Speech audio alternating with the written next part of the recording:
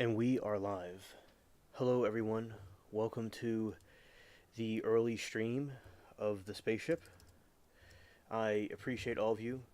You could be watching from anywhere around the country or the world, and or in space. I appreciate all of you across the galaxy. Shout out to all of you. And in this one, I will be talking about the attacks that occurred in Las Vegas and in New Orleans, and also we'll be talking about the drones as well, some other things too. Alright, hello everybody. It's me, Alien Spaceship.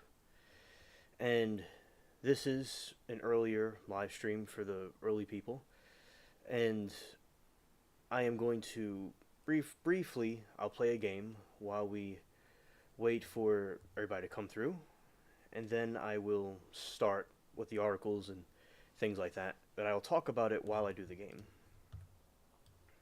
And so basically, I'll just give an overview before I completely begin.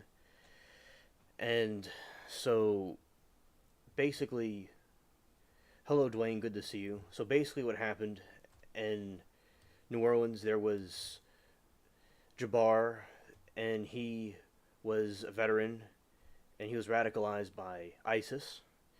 He did an attack on Bourbon Street on New Year's and ran through a crowd of people and then started shooting. And 15 people have been unalived, unfortunately. And then you have people, at least 30 were injured. A very traumatic scene for all those that were involved in the whole world. Also, there was a twin attack that happened over in Las Vegas. There was a Elon Musk Cybertruck from Tesla, and another veteran went into it and had fireworks and explosives, and he deleted himself and blew up the Cybertruck. Not completely blew it up, but he detonated it, and to make a scene and making a statement towards Trump and Elon as a symbolism of the attack. And also, Dwayne, I hope that you're doing well. Shout out to you. Thank you for coming through. And so, basically, I think that, in my opinion, this is a very terrible situation. I think that people need to stay united, and it doesn't mean everybody that follows that religion is into these sort of actions. Now, it does seem that these things have been quiet, and then these attacks have increased from these people that were radicalized. And also, I think it's interesting with Elon how they were saying they're going to repair the Cybertruck and bring it back to full service. So that is all very fascinating to me.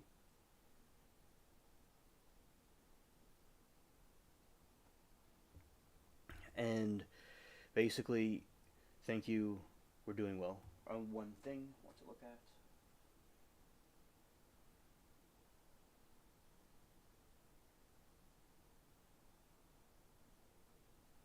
Alright, I got an interesting message from Stranded. I'm going to go and review. Let's see.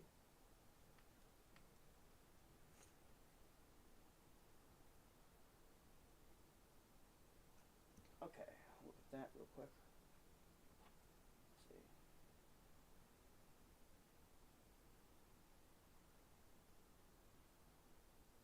Okay, so it seems that the Cybertruck could have been turned into a land drone to do the attack. So basically, what happens with that is, we know what Stranded was telling me through the message that basically, I'll read the title again, but on this video it was saying that the Cybertruck was sort of a land drone to do the attack. And it's certainly something that I will look into. And hello, Jay Baloo. Good to see you. I'm glad you're able to make it to Alive. And basically what I do is I'll talk about these topics and play the game a little bit in the beginning, and then do these other things. I will then as people come through, talk about the different things. And hello, Stranded. Good to see you. I got your message you sent me. Thank you. And yeah, I think that is a very interesting concept.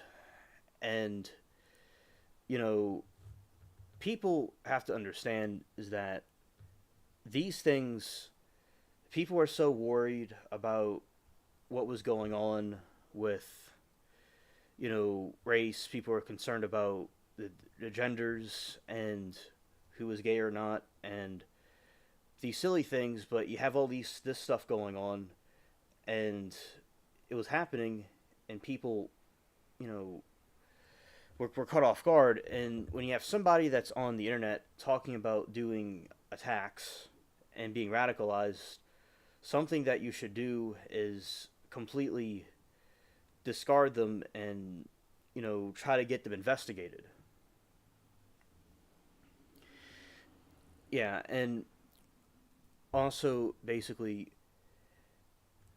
another thing about the drones. So with the drones, something occurred where you have all these drones that have been appearing, and they're man-made, and they've been popping up all around the place. Then you have orbs that have been around for thousands of years. People have had sightings of them, but people may think that the orbs are something else. They could be of origins of something that we're doing. It could be a false flag operation. It could be a couple of different things, but it seems that the drones and the orbs are having little battles. There's like all these orbs. There's like an orb and all these two drones, and they go up to the drone, the orb, and then the drone gets shot down, and it looks like there's these different battles going on with that. And the FAA has done a ban on the drones, basically, in the New Jersey area. I think that, and also on January 18th, it'll be lifted. Interesting time period for that. And basically throughout the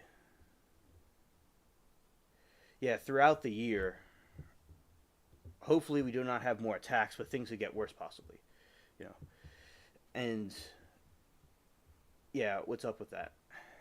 And yeah, so basically what's up with the timing, because you'll have the president-elect being inaugurated very close to the time where they will undo the ban on the drones. And yeah, some think it's a very interesting timing.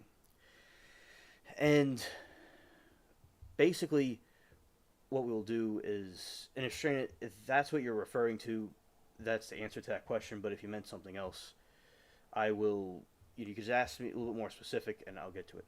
And also, I'm going to keep on talking about this and my experience about that day, that night, or morning when it happened. And I will play the game I usually play while I do it to show you all my game. And we'll also wait a little bit for those that may not be here just yet, that may come through later. But we're not going to be too long. I'll briefly play the game, and then I'll get into some articles for you all to see about this topic. All right. It won't be too long. We'll just wait a little tiny bit for the others to come, and I want to show you all the game while I talk about this. So I'm going to talk about my experience, because I'm in the city that the attack happened, and I've been to that area many different times. And hello, Anthony McQuaid. Stranded was asking about you. I'm so glad that you could be here with us. Shout out to the fireworks in the distance. We'll see if the game launches, and if it doesn't, that's all good. Oh yeah, the drones versus the orbs. All right. So basically, the drones versus the orbs. I'll explain that. And as I said, while I do this game, we'll talk about this. And so this is the pirate game that I have. And you see, that's my pirate right there. And as I said, I do this special where I will play the game very briefly, especially since we have a little audience, and I will talk about the stuff that's going on at the same time, so nobody misses anything. So, hello, Anthony McQuaid. I hope that you've been doing well and you've been having a good, had a good Christmas and a good New Year. I'm glad to see you with us, and I wish that for all of you. And I thank you all for being here, pressing the like button, and participating in the stream. I really appreciate it. And also, basically, I will explain to you a bit more about this horrid tragedy that occurred, and I'll also talk about the drones for a moment since Stranded asked about it. So basically, with the drone sightings, so orbs. Now, Stranded has called into the show before, and I do call show call-ins like other channels have done. And I don't know if I'm doing that this time, but maybe on next Friday we'll do the call-in, and she could call in and talk about her experience. And basically, orbs are like a giant ball of light of some sort of a color, blue or red. They come in various colors, and they seem to be of some extraterrestrial origin. They believe in theory, but may not be. It could be some other technology that we have that isn't being completely detected. It could be, some sort of a false flag. But so basically, and I will show you all some examples what I mean a little bit later. So basically, with the drones, they were going up to the orbs. So orbs are being spotted at the same time as drones, and the drones appear to be monitoring the. Okay, Stranded. Yeah, shout out to you. I understand you're having a cold. Yeah, and so basically, what happened was with the drones are monitoring these orbs that were being seen. And there is an incident where there was a golden orb that was floating, and this woman took a video of it in Arizona. And you have these two drones, and they were monitoring it. And one of the drones was getting closer to the orb, and it looked like the drone malfunctioned and it crashed. So, what's all that about? That's what I want to know. Is there, there's something they're not telling us, obviously, because they're saying it had to do with a nuclear, and Stranded can correct me, a nuclear weapon or something that was missing, which I believe is a true story. But there's other things happening too. And so there's a theory that there's these UFOs that they cannot explain, and for many decades they hid the existence of aliens or extraterrestrials. There's a point where they couldn't really hide it anymore. They made it normalized in the media so people could eventually accept it. And there's a point where they're just so frequent they can't hide it anymore, and people could see the truth. Now, in this chaos, there could be an opportunity to have maybe some suspicious government scheme or a psyop to take over something. It could all just be a ruse from them in general. It could be a couple different things. And yeah, I hope you're feeling better soon, Anthony. Yeah, shout out to you. So that is something that was happening. That you have these, these orbs that were appearing. And I will say this about if our government was doing it or not. Orbs have been seen, like there's depictions of the 1400s and back in centuries ago in the medieval era. Also in Germany, there is depictions of these globular manifolds that were being seen, that were these orbs that were being seen. So far before the technical advancements we have today. Thank you, Stranded.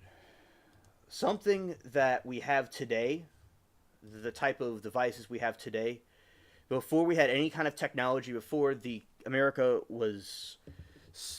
settlers came to this land, these things are being seen. So it's nothing new. So I don't know if it's something that people been seeing. We have the technology now, and like when you have the internet and stuff, you can't really hide anything too well.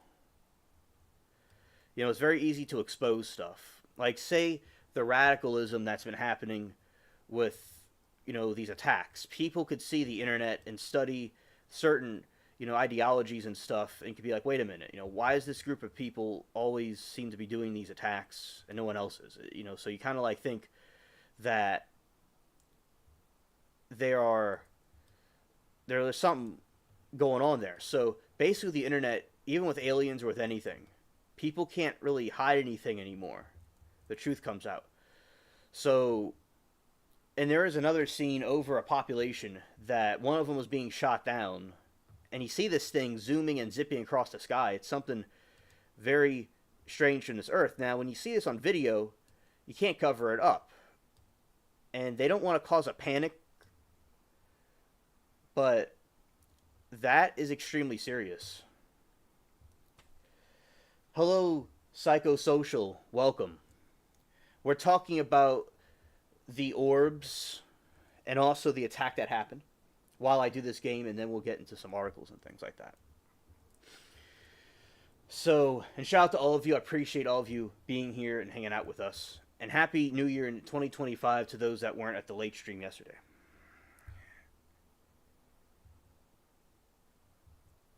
That was funny, Anthony. Yeah, and Stranded says it's something nuclear, not sure if it was a weapon or just chemicals. Oh, thank you, Psychosocial. Thank you. I'm glad you're listening. All right.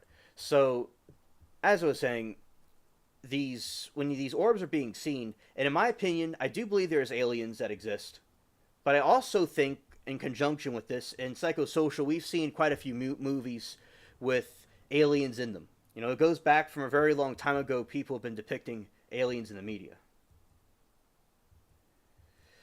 And I think some of them may be, in my opinion, through a religious perspective, I do think some of them are fallen angels or false gods disguised as aliens. I do believe there's also real ETs that are visiting. I don't know if they're really good or not, though. Okay? But, so I think that both could be being cited, just from my perspective. And Stranded says, it's weird the orbs can get close enough to take the drones out, but people with high-tech hobby drones, they shut down. So I want to explain exactly what was going on. Thank you, Stranded, for that great explanation. Thank you. So the scene that I'm describing, I'll see if I could pull it up in a little bit. Basically, the scene that I'm describing is that there is these orbs that were being seen. This orb was floating in the sky, and these two drones are watching it from a distance. And one drone gets very close, and it gets shut off, and it just crashes to the ground over like a neighborhood.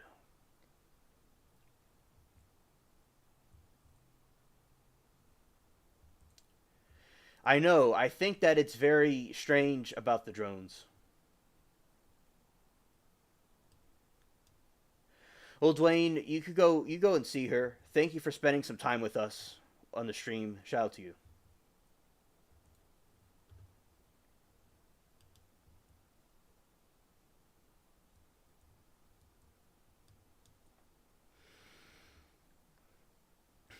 Yeah, so basically the situation that occurred was that you had the situation with those orbs, and I think it's very strange that the orbs and the drones do that. Exactly, Stranded. I completely agree. So basically, with that situation, well, on New Year's, Stranded and I were joking that the drones are hiding behind the moon, and the orbs are hiding behind the moon, and the drones are not around either. It's kind of interesting. So that was something interesting in the news. So there's a ban in New Jersey about having orbs in the air. Yeah, don't forget about the alien and hit the like button. Facts. Exactly. All right. And also, the orbs, as I said, there's depictions of them from the 1400s and different time periods like that. And they're just the same type of orbs we see today. Now, explaining a little bit about my experience. So, I was at another stream hanging out on New Year's with some friends, and then after it was over around 3 or 4 in the morning or something like that, I watched the Twilight Zone marathon. I watched one of them with the wax museum, and he was there is these serial killers figures that they had, and the people were kind of spooked out by it, and they were going to be shutting it down, and he didn't want it to be closed because that was his passion to go and see it.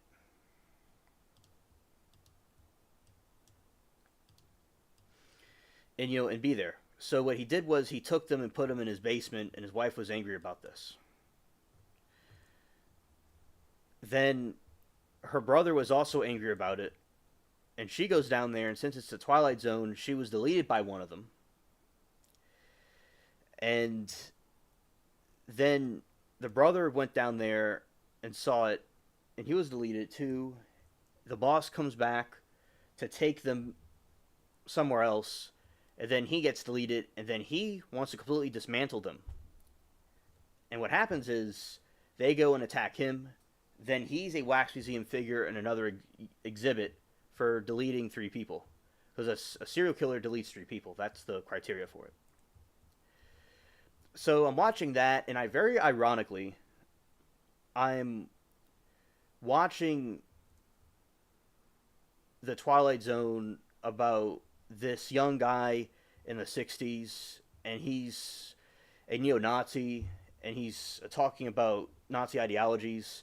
Ironically, his mentor was an older Jewish man that escaped that incident that occurred in Germany, and it just showing you that even though the Austrian painter is gone, the people that have those kind of ideas of prejudice and genocide are still around. And I very ironically, I see that episode, and then when it's over, I look at my phone, and there's this thing that's being said that an incident happened on Bourbon Street, and to clear the area. And I'm thinking, oh no, and I'm thinking somebody must have done something bad. And I looked at the news, and lo and behold, somebody drove through a crowd of people. Directly through the crowd. Hello, Mary Toodles. Good to see you. So, I'm seeing that.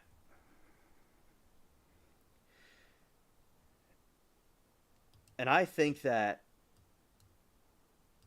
it's absolutely horrid what, occurs. And they didn't know the person's name or anything. And they go and have a review about it. And then people, they said 10, at least 10. Then they were saying 20 people, and the numbers have kind of jumped a little bit.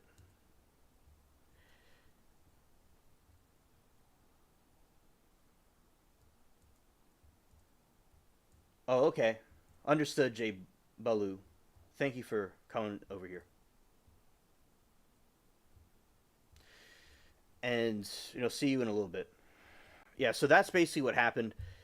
And I was basically seeing the coverage, and then I saw on X Twitter, which I couldn't show here for you all because of the unfortunate of YouTube censorship. There is this graphic video about the people being deleted and all the bodies being stocked on each other, and him just pumping his pew pew. And I saw the different footage of him racing through and speeding and attacking the pedestrians, and he has his ISIS flag.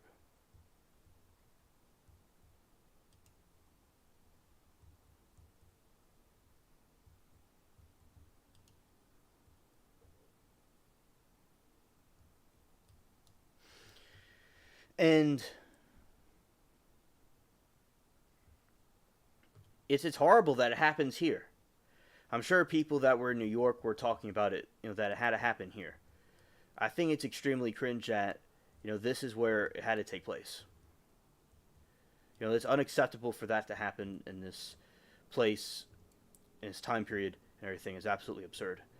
And Stranded said, I can't stop thinking that you and your family very easily could have decided to go there to celebrate since you're so close. Thankfully, you guys stayed home.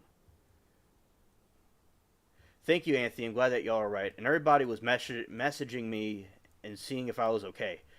So I was, usually I kind of, go to bed very late and very early in the morning. But I'm like, you know what? I have to stay up a little bit later so I can go and put out the first video on YouTube about this event.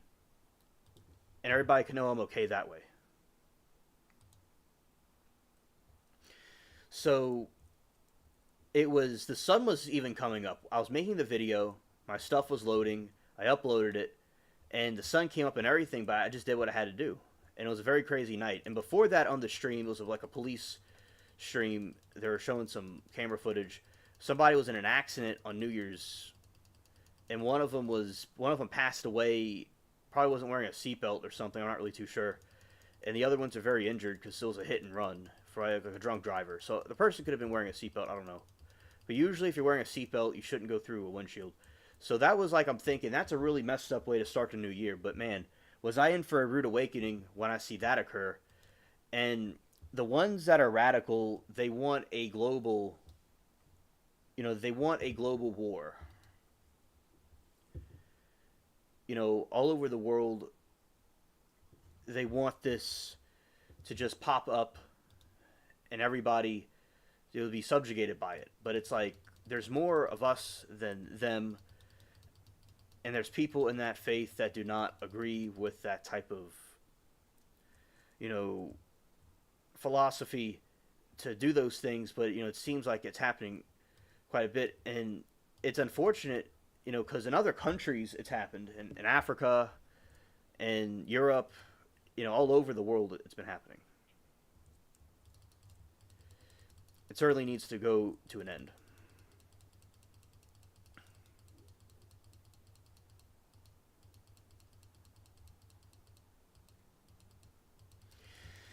Yeah, Mary, that really sucks. That happened too. There's so much evil in the world and so many people that are crazy. I think that it's absolutely utter madness what happened in general.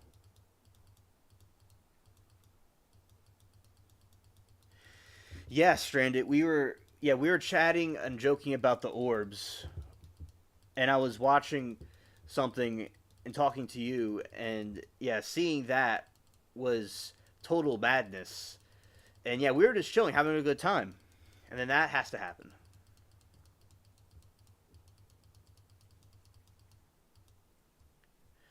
And I was seeing reports that he wanted to delete his family too, but it didn't.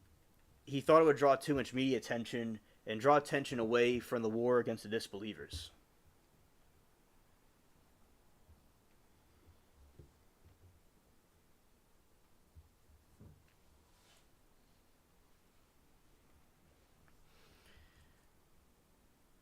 You know, there's so much division, and the other incident that happened was that there was this person, a veteran in Las Vegas, who deleted himself in a Cybertruck attack from Elon Musk's machine. He was writing his girlfriend, his past girlfriend, about how he wanted to be deleted and stuff, and he was being real like a simp. And the Cybertruck was mostly intact, and Elon said they're going to repair it. And they're going to bring back the Cybertruck. I think that is absolutely wild. It's like, wow. Absolutely insane that they would go and do something like that. And they're calling it the twin attacks because they happened on the same day.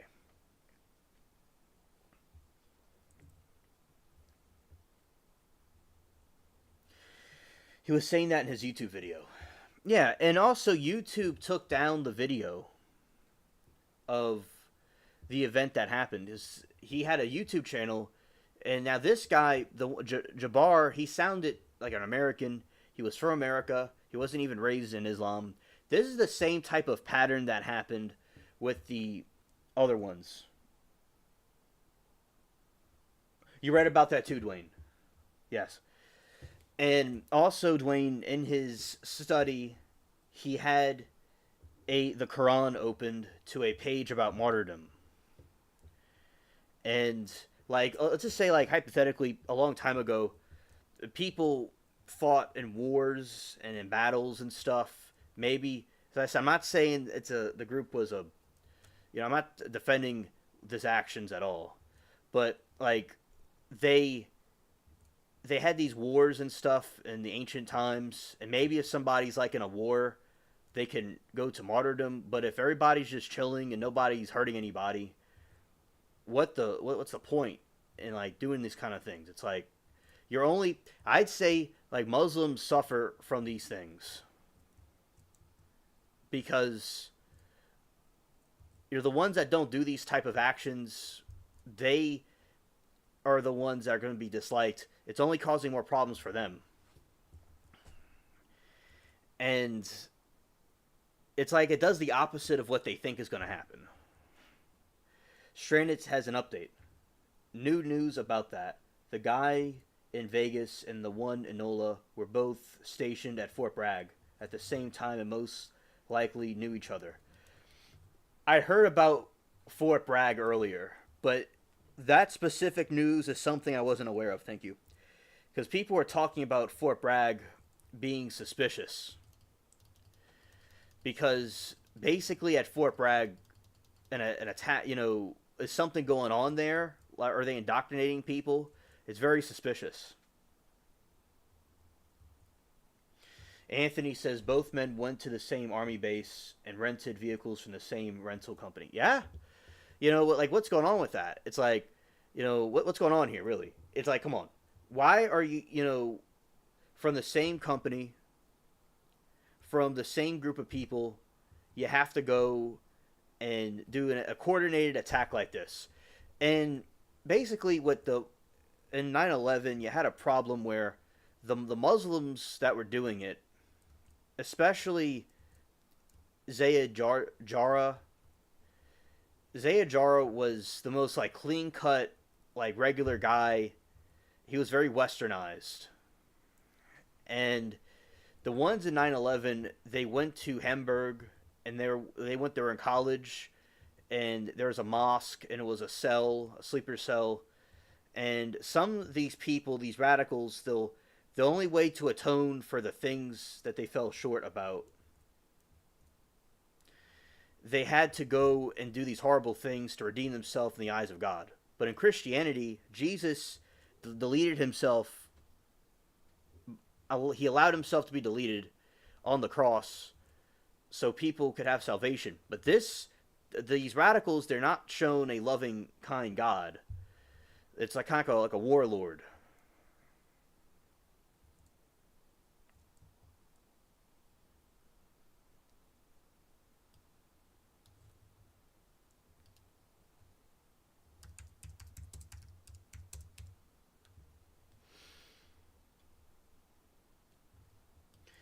And Dwayne said something weird is being allowed to be taught at Fort Bragg. I agree. Just like over in Germany, what was happening over there, what those sleeper cells did, it's the same thing. And basically, with the attacks that happened, the only way to completely redeem themselves is through waging their jihad against their enemy. And also, they believe that they're in a holy war with the non-believers. So, basically, in this type of situation, it's these people, as I said, and it's also those that didn't follow Islam, they believe completely, or they weren't doing it correctly. They are taught that this is the way out. Because as I said, the same thing with Jabbar. He was not raised. He was not really raised Muslim. He wasn't a Muslim, but he got radicalized later. And as I said, it's the same pattern with the 9/11 ones. Now, Muhammad Atta, he was the one that crashed in Tower One.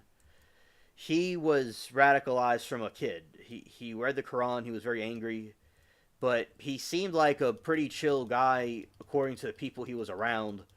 But at some point, he kind of changed, and he got kind of violent. The same thing with the other ones. They switch, and it's like a switch happens, and they just snap into that mode. It's very strange, And you don't see, as I said, not all Muslims are into these things, in my opinion. Not all of them are into this kind of stuff. But as I said, you don't really, in this day and age, see other faiths doing stuff like this. It seems to be just that specific group.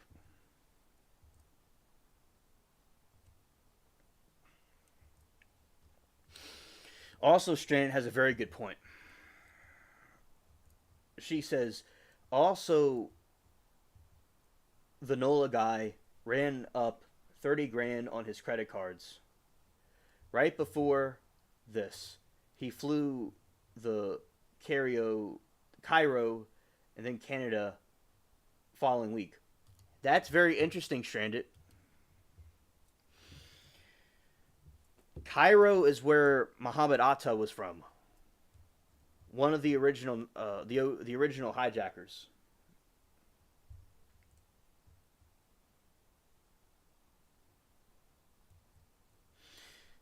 Thank you, Stranded, for this information. The other ones went to Afghanistan. That's where they were from.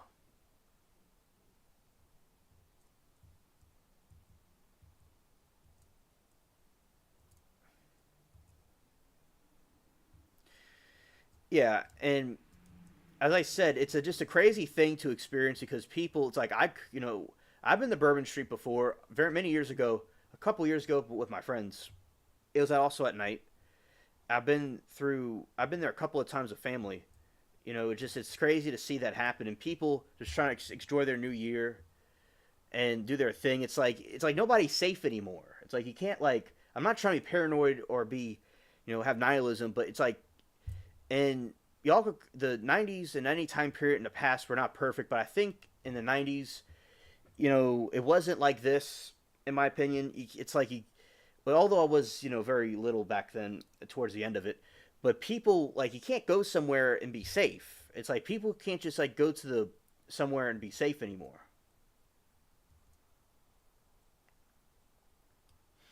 And Dwayne says, and friends, I'm going to leave soon to spend time with the daughter and family. She leaves Sunday to go back to school. Love you all. Take care. Stay safe. I'll be here 5 more minutes. Okay, Dwayne, thank you so much for staying with us. And I'll give you another overview, is that he was in a divorce, which you may have noticed, with his wife, and he was having financial problems. And he worked in a real estate. He worked in real estate.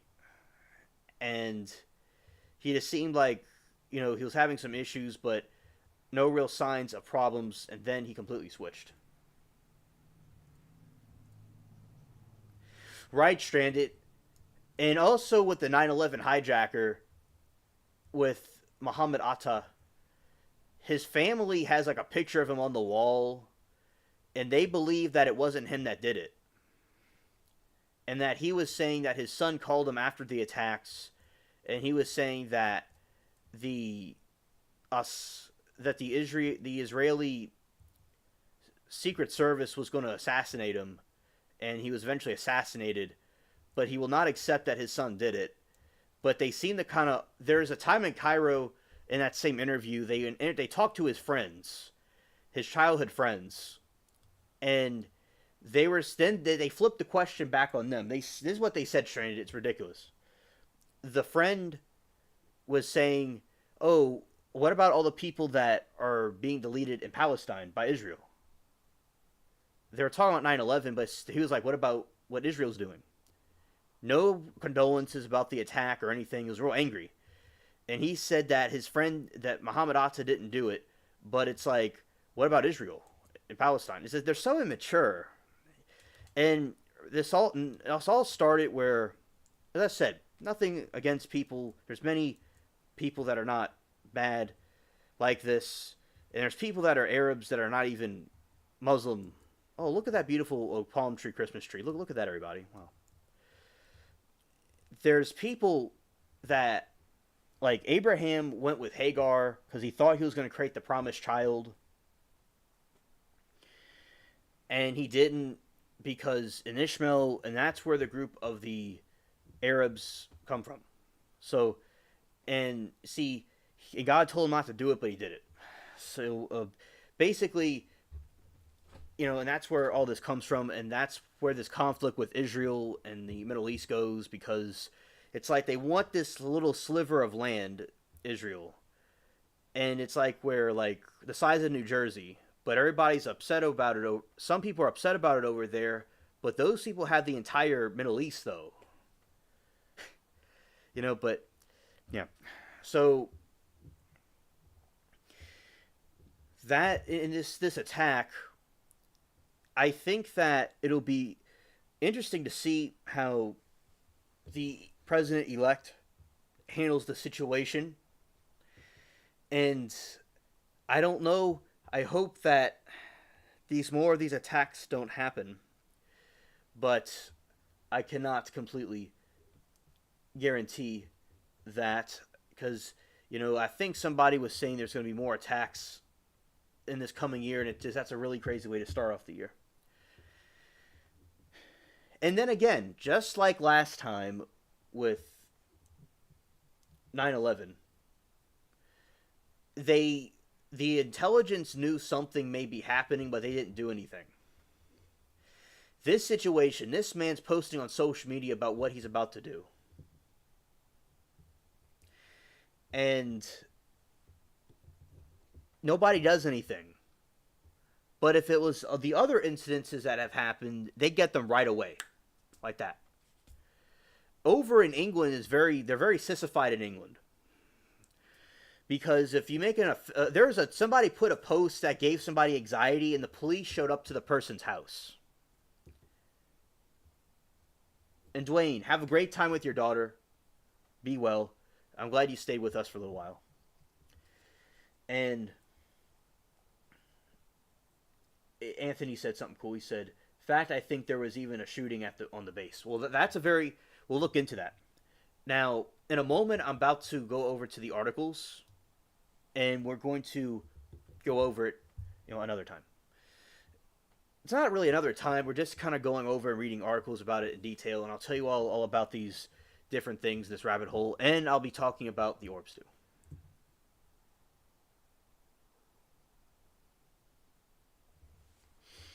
And so shout out to the tree. Now what I'm going to be doing is we're going to go into the other part where we have the situation with the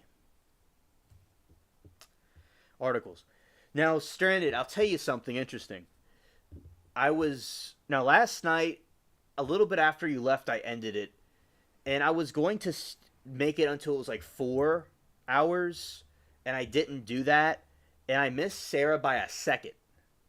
If I had looked a second, she would have been there. She was going at an eye appointment, but I'll see her later tonight on the second stream I'll do.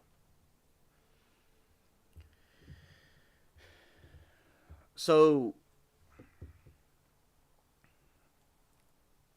basically, just the timing was horrible, but she did rewatch, and she liked, seeing what was going on with us. Yeah, and Bourbon Street was very historical. Oh, look at this, is so cool. Whole bunch of presents. Oh, Tinsel Teeth, like Tinsel the cat. That's Perry Noel. That's so cool.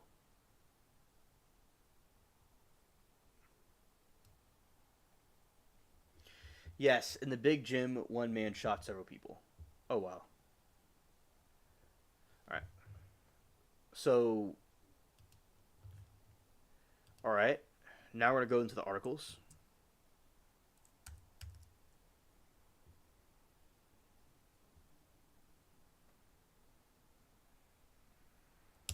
I will. And she made a remark about you. Yeah, she made a remark about you. She mentioned you.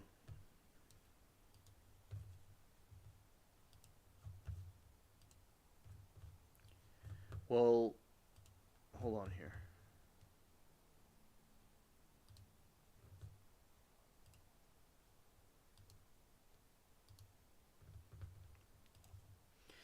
Shout out to the Spaceship Cats.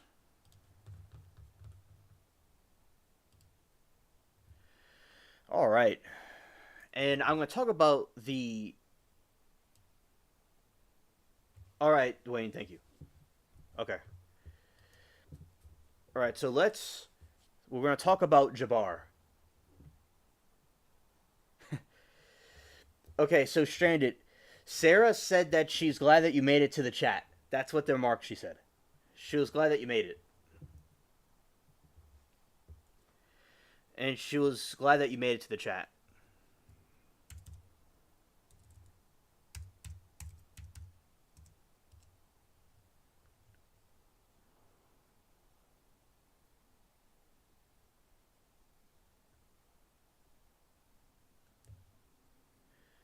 By the way, this actor, I think on the side of the screen, that's also a basketball player. That dude's funny. He was very funny in Airplane movie. Just to show you they're not all, doing extremist things. All right, so let's go and talk about this article.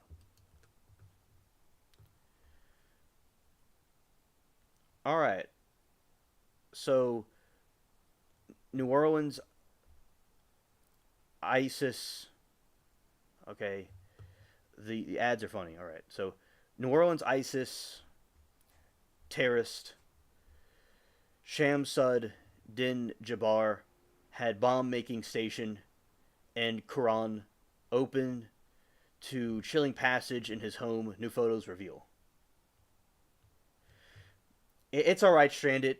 It was like a little bit after you went to bed. And Stranded, I missed her by a second. If I looked at the chat one more time before I closed it, she was there. And I told her next time she's there, I'm going to start a second stream. It's just the reason why I ended that stream. I just completed everything. There wasn't really a reason to continue it, but I could have always do a second one. So I told her how I would do things differently next time. All right, but I'm going to see her tonight. And I'll go until the sun comes up, okay? I'll just read random articles. All right, so here we go. Without further ado, let's get started. ISIS-inspired New Orleans terrorist attack. Shamsud Din Jabbar kept a bomb-making workbench in his ramshackle in Texas trailer home, where a Quran was left open on a page about slaying in the name of Allah. Exclusive photos obtained in the post show. Jabbar's North Houston home was filled with chemical residue.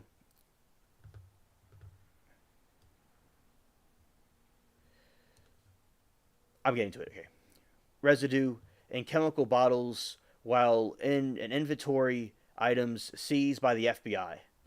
Left behind by investigators who raided his house on Wednesday, including a long list of compounds used in bomb making.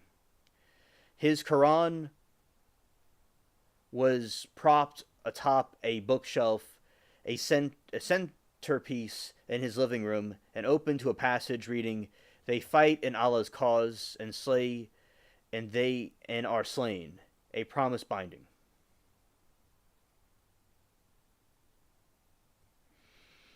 Yeah, so that's Din Jabbar's workstation inside of his Houston residence. And after this, I'll talk about the cyber attack. All right, so and I've studied a lot about people that have had debates with Muslims and stuff, so I know quite a bit about the Quran and Islam, and things that Muslims themselves don't even know about. So I've seen the different types of Qurans, the people that have religious debates about it. And you'll have an English side and also a side in Arabic.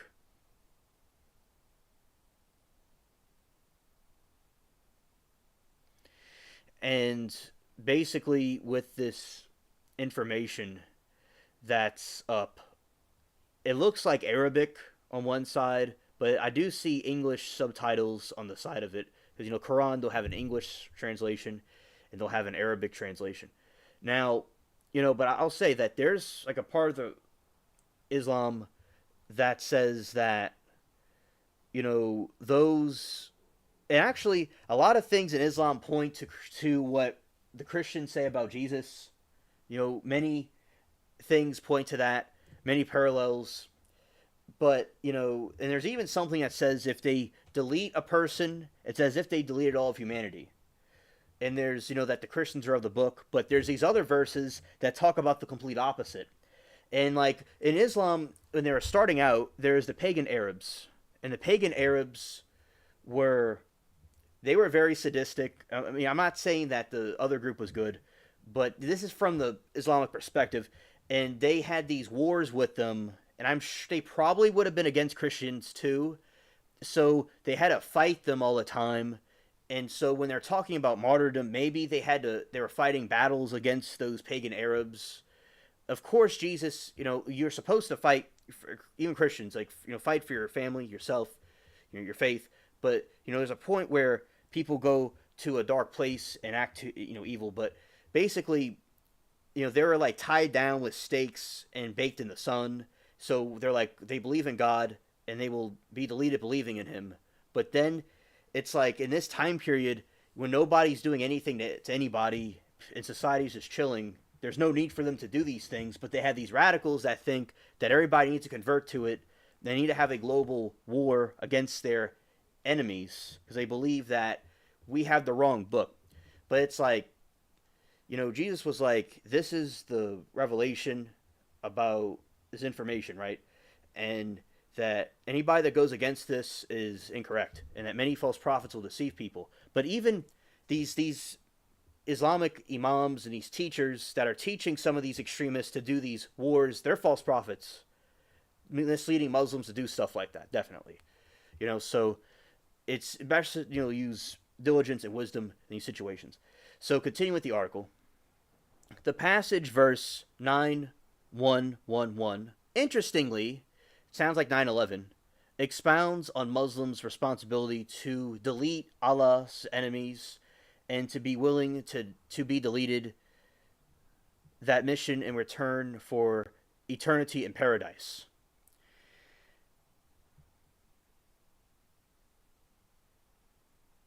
Correct, Stranded, and correct, Wayne, exactly.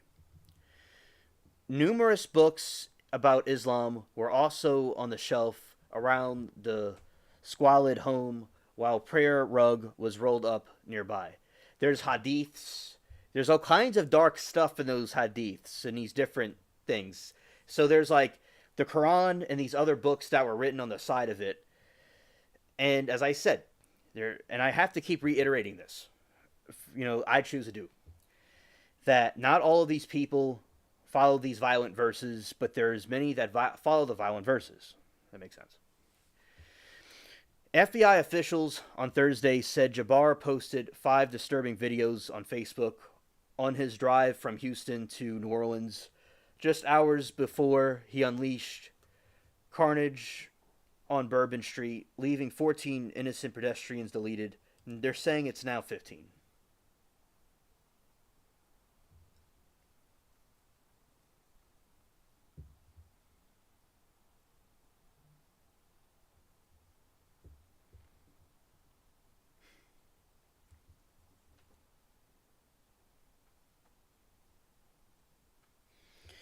In the first disturbing video posted at 1:29 a.m., the U.S. Army veteran said he had initially planned on murdering his family and friends, but changed his mind over the concerns about the resulting media coverage. Would focus on the war between the believers and the disbelievers, FBI counterterrorism officials Chris Rahaya said. Tony the Night Owl, welcome. Welcome to the chat. I'm glad to see you.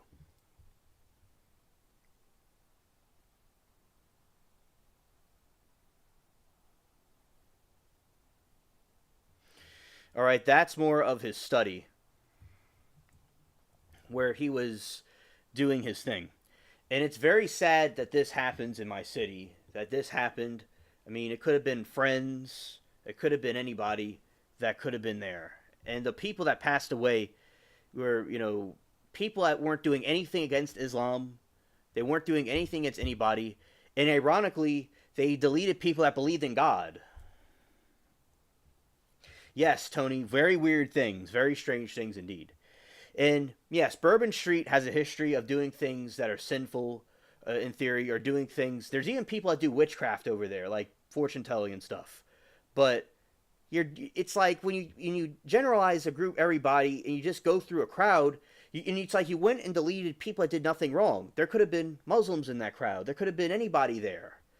It's like, but they think everybody that doesn't agree with them, that extremist group of them, that everybody that doesn't agree with them is the enemy. It's just, extremely misguided. Absolutely. Investigators confirmed that Jabbar 42 was ideologically aligned with ISIS, some call ISIL, and that he specifically chose Bourbon Street as a target for his monstrous act of terror. And as I said, it's like, even if somebody's a sinner or doing something that's really evil, in Christianity, you don't go out and throw stones at them. And something I want to make clear, Jesus said to not stone people. Say it with me. Jesus said not to stone people or judge people. And they think he's their great prophet, so I would suggest listening to what the great prophet said. And, the Pharisees, and you see the Pharisees in movies, how they dressed, how they looked, very similar, and they had similar actions, and they were very religious, and they're into their religion, into just following what their religion says, but not really having a relationship with God. You have your religion, it's important, but doing religion alone is nothing, because people could just do religious practices without, just by habit, but you got to do something because you have a relationship with God, you do something religious. Amen. He who is without sin cast the first stone. And from this research I've done, the Pharisees influenced this group, in my opinion. It's the same group, but they rebranded themselves in a different form. Because I'd say a lot of people of the Jewish faith do not practice the things of the Pharisees completely. So the Pharisees helped another group of people do what they had to do. Pride. That's funny, Anthony. So, but as I said, there's people in this faith that don't do anything wrong with anybody, but there's people in this faith that do bad things to people. Of course, you see it all the time. However, they have yet to piece together what precisely brought this in his radicalization. The IT whiz was on a legitimate career path until apparently falling on hard times both personally and financially. So, Anthony, laughter is the best medicine. We need a laugh. If I didn't forget my clown nose on Mars, I'd put it on right now for all of you. Scared.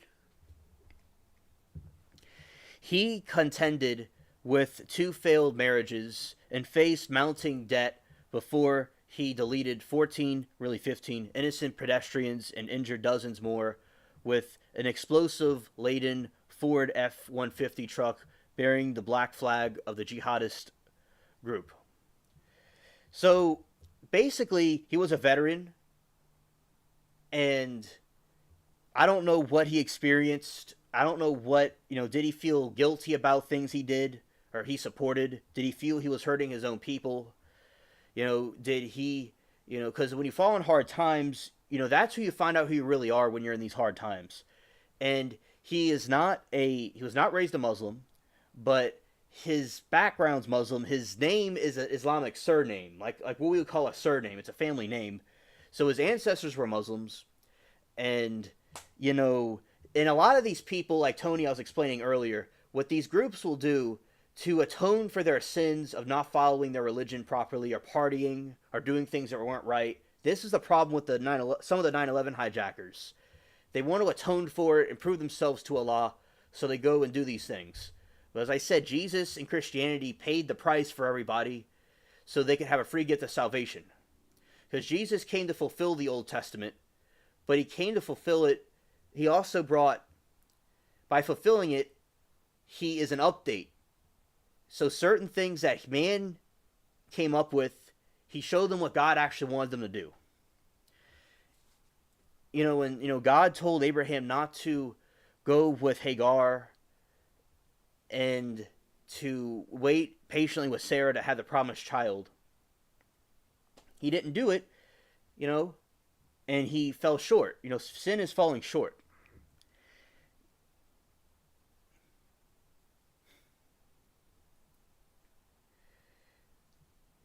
And also, do I have slow mode on? Tony, I don't have a slow mode on. I'm not too sure if it's something through a connection. The connection looks like it's doing pretty good right now. Nobody else is saying anything. Maybe you had slow mode enacted, or it could be a connection or something. I don't have slow mode on, but thank you for letting me know.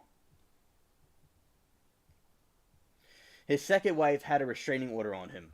So his second wife having a restraining order on him, you can see that obviously he was a bad character.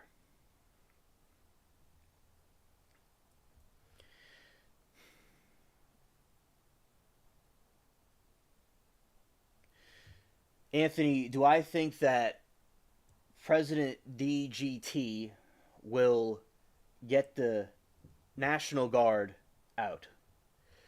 So I think he would do it if he feels it's necessary. I remember some conversations happening that, like with the riots that happened, that he would have used the National Guard. So I don't know what he's going to really do, but I think he easily may if he needs to. All right. Okay, Tony, understood. Yep. So now there's Muslims, as I said, that have families, that live regular lives, that do nothing to nobody. I knew a guy, and his father fought in a revolution. He fought against the communist revolution in Turkey. Dude was like he's like a nice panda bear. That dude wouldn't hurt anybody. And there's people that live regular lives, but you see this guy's track record. Like I studied with criminology. This guy had a really bad track record, and he was bad already with this restraining order and all these different things. And I think people use the religion as an excuse to commit these acts. Like, they want to go delete people, and they have this religion that says this and that, and they go, okay, they'll go along with it. DJT. Oh, I sometimes stranded for some reason. I get G's and J's mixed up for some reason. I don't know why I do that, but it's a part of my alien brain. So yes, like there is, like with GSI, a friend of mine, I've called her JSI to myself, but it's a G. I get those mixed up. I don't know why. Thank you, Stranded, for the correction. As I saw the J.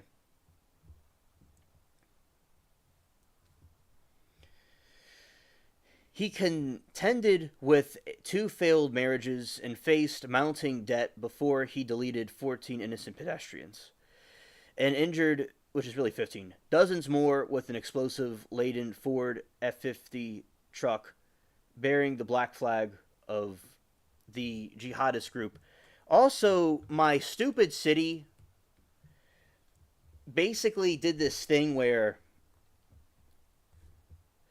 they had this woman from the FBI come up.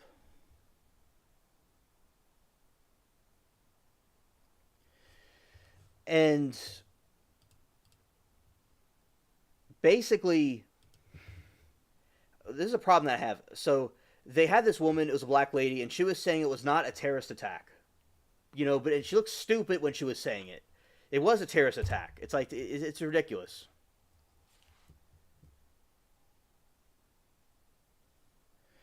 All right, Dwayne, understood. And Dwayne, I know some people from a political channel, so you'll see sometimes political things being talked about So yes, thank you, Dwayne, so much. Yeah, it just they, it's just nothing wrong with it with them. But I'm also on some political channels. That's where that comes from. Shout out to them though. The problem with radical Islam is that not many regular Muslims are addressing it.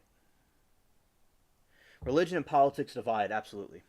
Oh yeah, and it would be nice, Tony, if more of them would call it out, because there are Muslims that do call it out, and but it would be nice if more did. I do agree with you. It had to be more vocal. I do agree with you. Right, it was a terrorist attack. Period.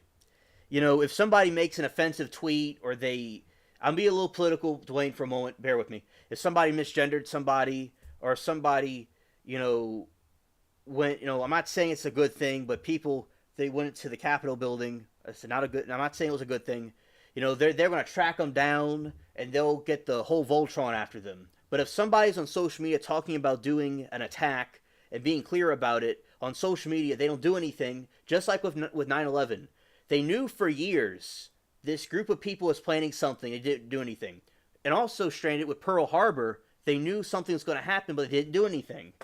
I mean, it's like when it's like they're born a jackarse and they die a jackarse, and they're raised by jackarses.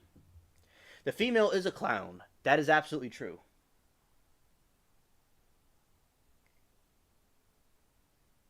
Ah, very good question, Anthony. Very good question. Do you think they're afraid to? Okay. So yeah, and Tony, and you would understand is that some of these people are maybe being silenced on purpose. That's true. Especially in those countries. Especially in those countries. And yes, thank you, Dwayne. Thank you, Dwayne. And you know, a religion shouldn't hold you as prisoner. I agree, Tony. It's kind of like with Jim Jones. Rebel and I, we've talked about cults, and you can't, when you have like Jim Jones, he had the people trapped and they couldn't leave. He probably was even flirting with a guy named Steve. And when you have cults like this, they hold people hostage. There's no relief. They're in beast mode constantly, always having beef, always screaming "re." Yeah, facts, chat, facts. And like I was saying earlier, it's like they want these things to happen, right? And this, I'm going to say something that has nothing to do with the current attack that happened. So basically, with the attack that occurred, not about this one, but past things. I'll go to the Vietnam War. I obviously wasn't around. Some of you may have been there when it was happening, where we're young. Some of you may have been just born. But during the Vietnam War, there's a lot of opium over there in Vietnam. Yeah. And there's also Middle East, there's a lot of oil. You just wonder sometimes. Now, I'm not saying they staged the attacks because those people, because of their doctrine that they either misinterpreted or interpreted correctly, they're going to do it anyway. But they're like, if this happens, we could do this and this other thing.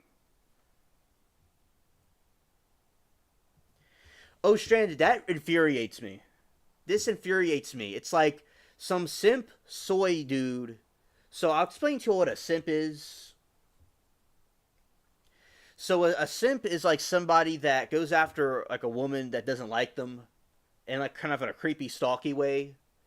So the simp, the guy that did the attack over in Las Vegas, simping for his girlfriend that broke up with him, and constantly talking to her, and saying how he wants to delete himself. It's such a soy boy. Soy's a good thing to eat sometimes with Japanese food and stuff. It's a meme. Like somebody that's like what y'all would understand as like a sissy. That's what it would be for the other generations. That's what the younger generation calls it now. So with this group of people, this guy, He all very horrible. He could have seriously hurt people really badly. He blows up a Cybertruck. But a guy that goes with an ISIS flag and plows through a group of people was not a terrorist attack. His name was Jabbar. He went far. He wasn't even using a car. It's like, are these people in the FBI so stupid all they say is IR?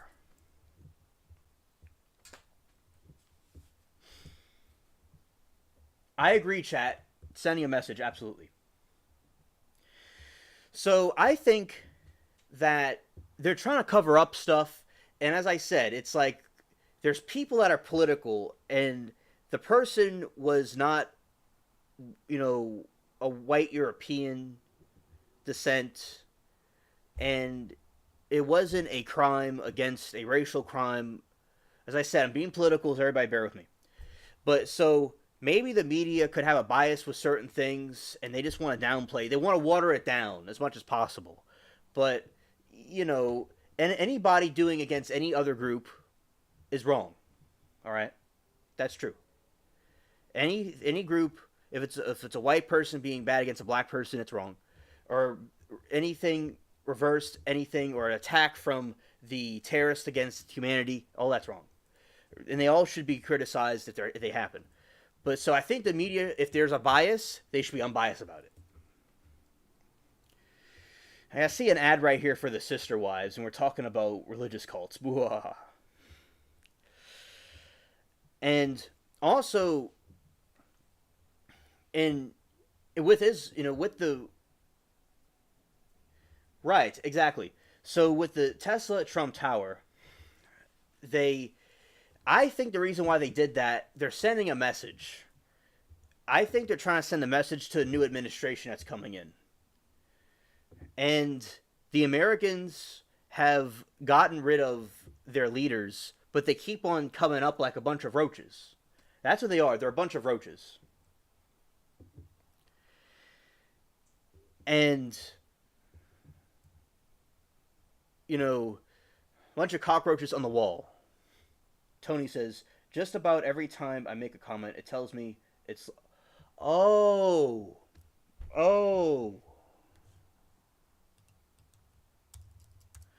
Okay, I'll turn it off. Let's see. Open this. Stream setting. Let's see.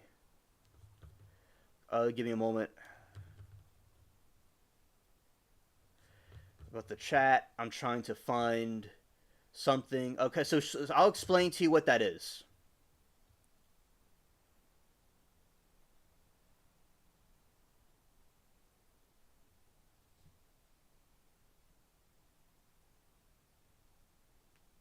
Okay. I don't know if I can access... Okay, let's see. Comments, ratings, on. Comments, moderation, basic. Top, short. I have to...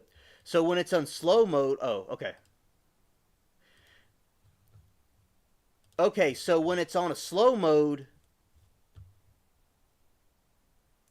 Alright, I turned off slow mode. So when the chat is on slow mode... You can't type, because it has to do when there's a lot of people sometimes in the chat. And when the chat goes really, really fast, people can't really, it's to kind of make it slow, but there's not really, a problem. It's all good. Hello, Marie. Hey there. Glad to see you live. We're talking about the New Orleans incident. Same thing happened in Germany just a few days prior. Oh, yes. I am... My whole name's German. I have a lot of German ancestry on both sides. And, like my name, Hansel, like from Hansel and Gretel. That's my name. And so, yeah, in Germany, yeah, the attack just happened in Germany. And now the attack is happening over here in New Orleans. And over by Trump Tower, they went and blew it up, the Cybertruck. It's certainly a coordinated attacks that are happening. They're all over again. These people are completely, savage, completely savage.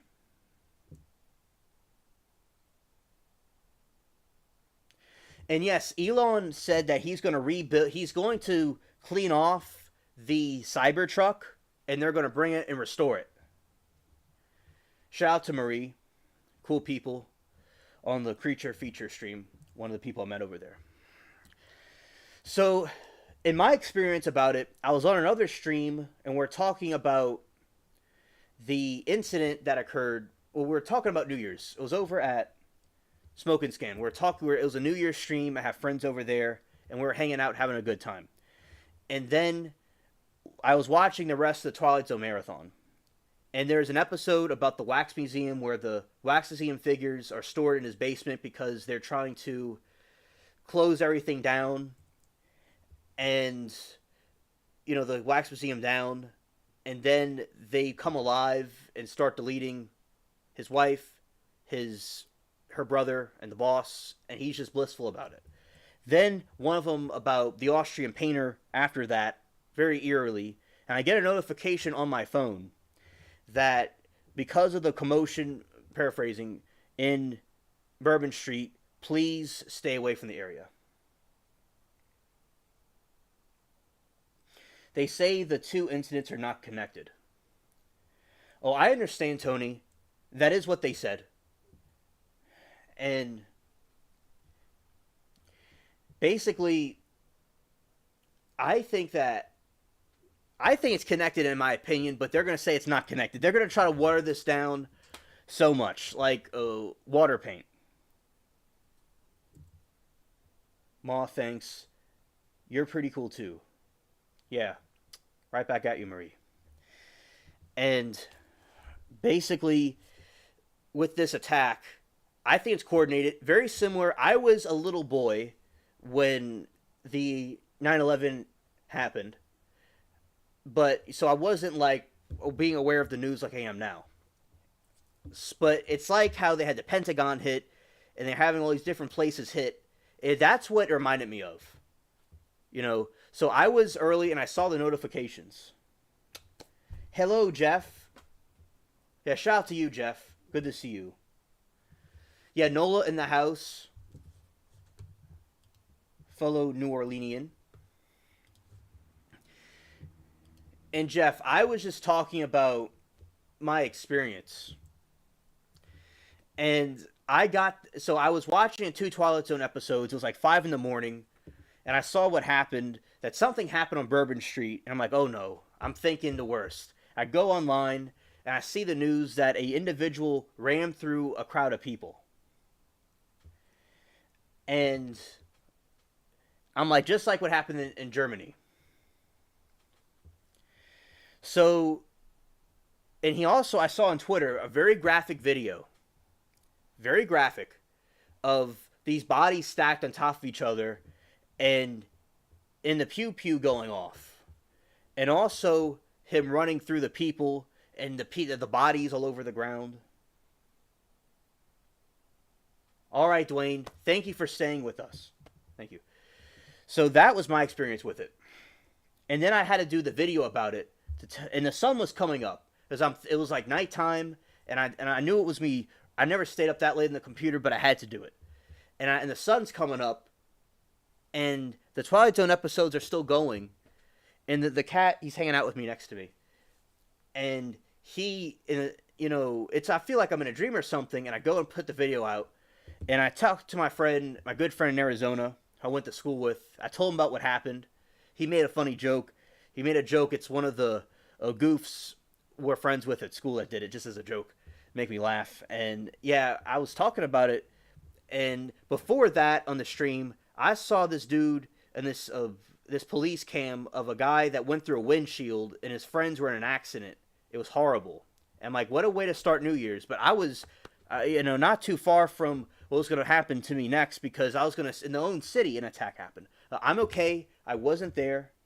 Yeah, shout out to Bubbles. And thank God I wasn't. I'm glad I was on the live streams. And, because it's not like how it was in the past. It's like people can't be safe anywhere.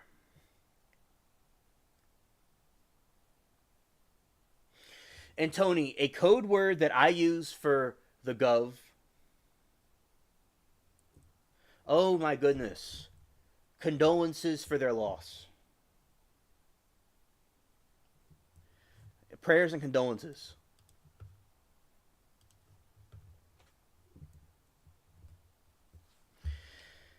Amen. Jeff says my friend's son was unalive there. He was 21. That is so horrible. You know, all those lives that were taken and those people that were injured. And basically, they had.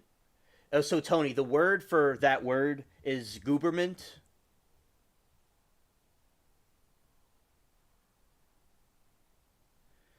Okay, Dwayne, understood. Thank you. I understand it's not the politics isn't your thing. Understood. Yeah, so my friend from school, yeah, he would say gooberment. And when you have that situation occur, you know, basically that was his code word, and now I use the code word.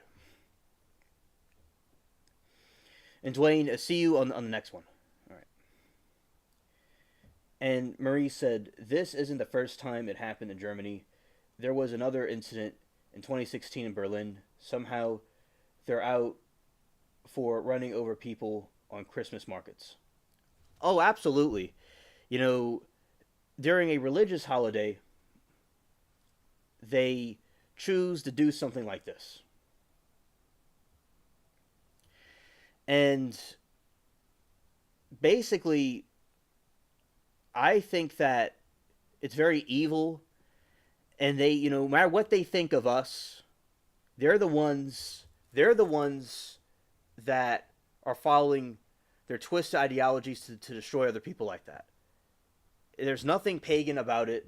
There's nothing bad about it. And they always say that Jesus is their most prized prophet. You know, why? Although they're extremists, they're not like the other ones that don't do anything.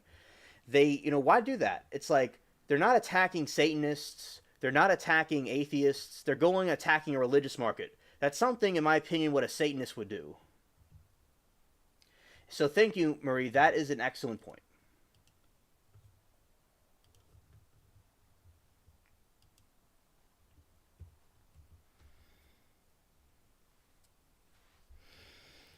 Born in Texas, Jabbar joined the Army in 2006, serving the bases in Alaska and North Carolina before being deployed in 2009 to Afghanistan, where he served for 11 months, the Wall Street Journal reported.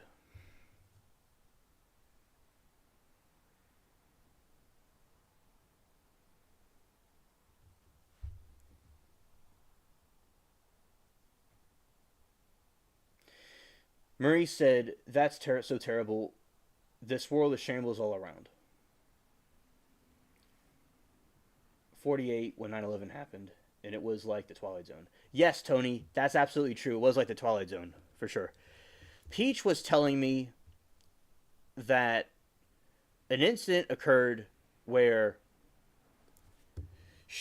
her two uncles were in the attack. They were in the army, and they said a lot of people that were going to be growing up would want revenge, so they were going to indoctrinate people to do these sort of attacks, and they were very right. And that's what they wanted, revenge.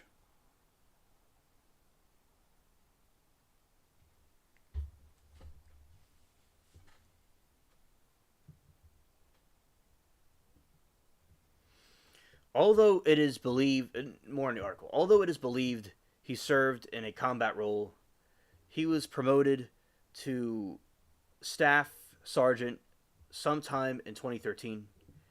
Before leaving the Army as an active duty soldier 2 years later, Jabbar picked up a pair of dispensary actions for driving under the influence, according to the outlet. Anthony, I will tell her hello. Hello, Bina. I'm glad you're able to come and chat with us. Good to see you. And I'm glad you're here with us, and your commentary on it will be appreciated. And yeah, so basically, continuing, after 5 years as reservist, has honorably discharged and before long was studying computer information systems in Georgia State University while simultaneously working as a senior cloud analyst at Big Four consulting firm Insecure. The was outlet writes, citing an online resume he posted. He was 41 years old when 9/11 happened. Yes, he's an old grandpa. Well, shout out to you, Dwayne. I was in pre-K. I was at a Little Red Schoolhouse. It was called. Bina, understood of what you got back from doing the job. Yes, Bina, I'm talking about the New Orleans attack. And basically, I'm talking about how, this extremist group of Islam, not all Muslims, but this extremist group, he was indoctrinated by and he was radicalized by to do these type of attacks. And yeah, check out Glue New Orleans. All right, we'll post that right there. Marie says something else. I mean, you can do a lot of damage on Christmas markets simply because there's always a huge crowd. Still, I mean, who does shit like this and calls himself a human being? People who love death and hate life, that's who. Yeah, and like, for instance, I've talked, because of criminology, I've talked a lot about the Columbine shooters and the mass shooters that have nothing to do, or some of them were Muslims, some of them were not. And basically, people that have hate in them, that want revenge, that want destruction, maybe they have a misinterpretation of God and they feel they're going to pay homage to him by doing these sort of attacks. And people that just want to delete people that are sadistic. All right, Dwayne. Thank you. Always a gentleman. Take care. And look forward to seeing you on the other streams and other topics that you would be more of interested in. Because the politics, I understand, not everybody's into that. But I'm like, the thing I'm focused on right now is the attack that happened. I'm not focused on politics right now. But the chat, they are, shout out to chat, they're talking about what they talk about. And yeah, very good point, Tony and Marie, and that's my commentary about it. And then, so basically, it was Jabbar, that's his last name. And basically, Bina, I was over at Smoke and Scan with their New Year's stream, and then what I do is I went over. I was watching 2 episodes of The Twilight Zone. There was one about the Wax Museum, which I really like, and one about the Austrian painter, very coincidentally. And then I look on my phone and I see the notifications around 5 in the morning. It came in about the attack that to stay away from Bourbon Street because a horrid incident occurred. I will read to you all exactly what they sent us in the city. I'll read to you all exactly what it was saying. And here we go. This is what they said. Right here. There has been a mass casualty incident on the canal and Bourbon Street. Get yourself away from the area. 5:07 a.m. And then they said, because of an active scene, we urge residents to stay off Bourbon and Canal. And Dumine and from Royal Napoleon. No, that's not what it... Okay. Dopine, I meant. So that was the notifications they sent. I had a bad feeling. I thought something horrible probably happened, like a terror attack. So I go and I look up, and lo and behold, an individual drove through a crowd of people, and I saw on Twitter graphic videos of the bloody deleted people and the people running and people are being shot. It was so horrible. And I saw a video. It was they had the ISIS flag, and he did his little U-turn, and he went right into them. And the mayor Latoya, she did not get the barricades up at all, because Atomic, another friend of ours, she said that they didn't pay for it, and they weren't able, so that's why they didn't put them up. And I think that it's absolutely horrid what happened. And as I said before, in my opinion, not everybody that practices this faith does these type of attacks. There's parts of Eastern Europe that are Muslim. Then they're not going into other parts of Europe and the world doing these type of attacks. It's these people from these third world countries that are doing it.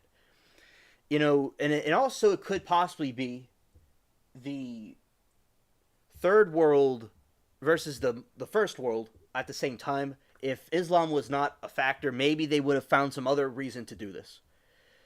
You know, I think there's a bunch of active, things at play, and I will continue to tell you all a little bit more about him. Reading chat, one of those reasons why I'm not a fan of religion. So many lives have been taken in the name of some God. And yes, there's history among in most religions. There are only two kinds of people, those you have to fear and those you don't. Very true. And politics and religion have caused almost every conflict known to man. Yeah, it's very unfortunate that has happened. And, for instance, communism, in a way, was like a religion. They say they're atheists, but they were like a religion. And they did mass genocide in the Soviet Union and also in different parts of the world that communists took over. And although they said they were not religious, they were a cult. They were a type of religion. Same concept. And I believe that religion has caused peace in some situations. I believe that there was people that spread religion peacefully, but also there's people, Maria, as you know, that in the name of religion and politics have done genocide. And it would be nice if people would put that stuff in the back seat sometimes and make peace with each other.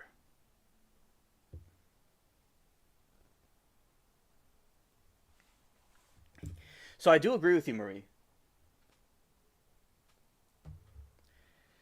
And basically, Bina says, Bourbon Street is not always blocked off. Only at certain times. Cars actually drive in Bourbon Street most of the day. Thank you for that clarification.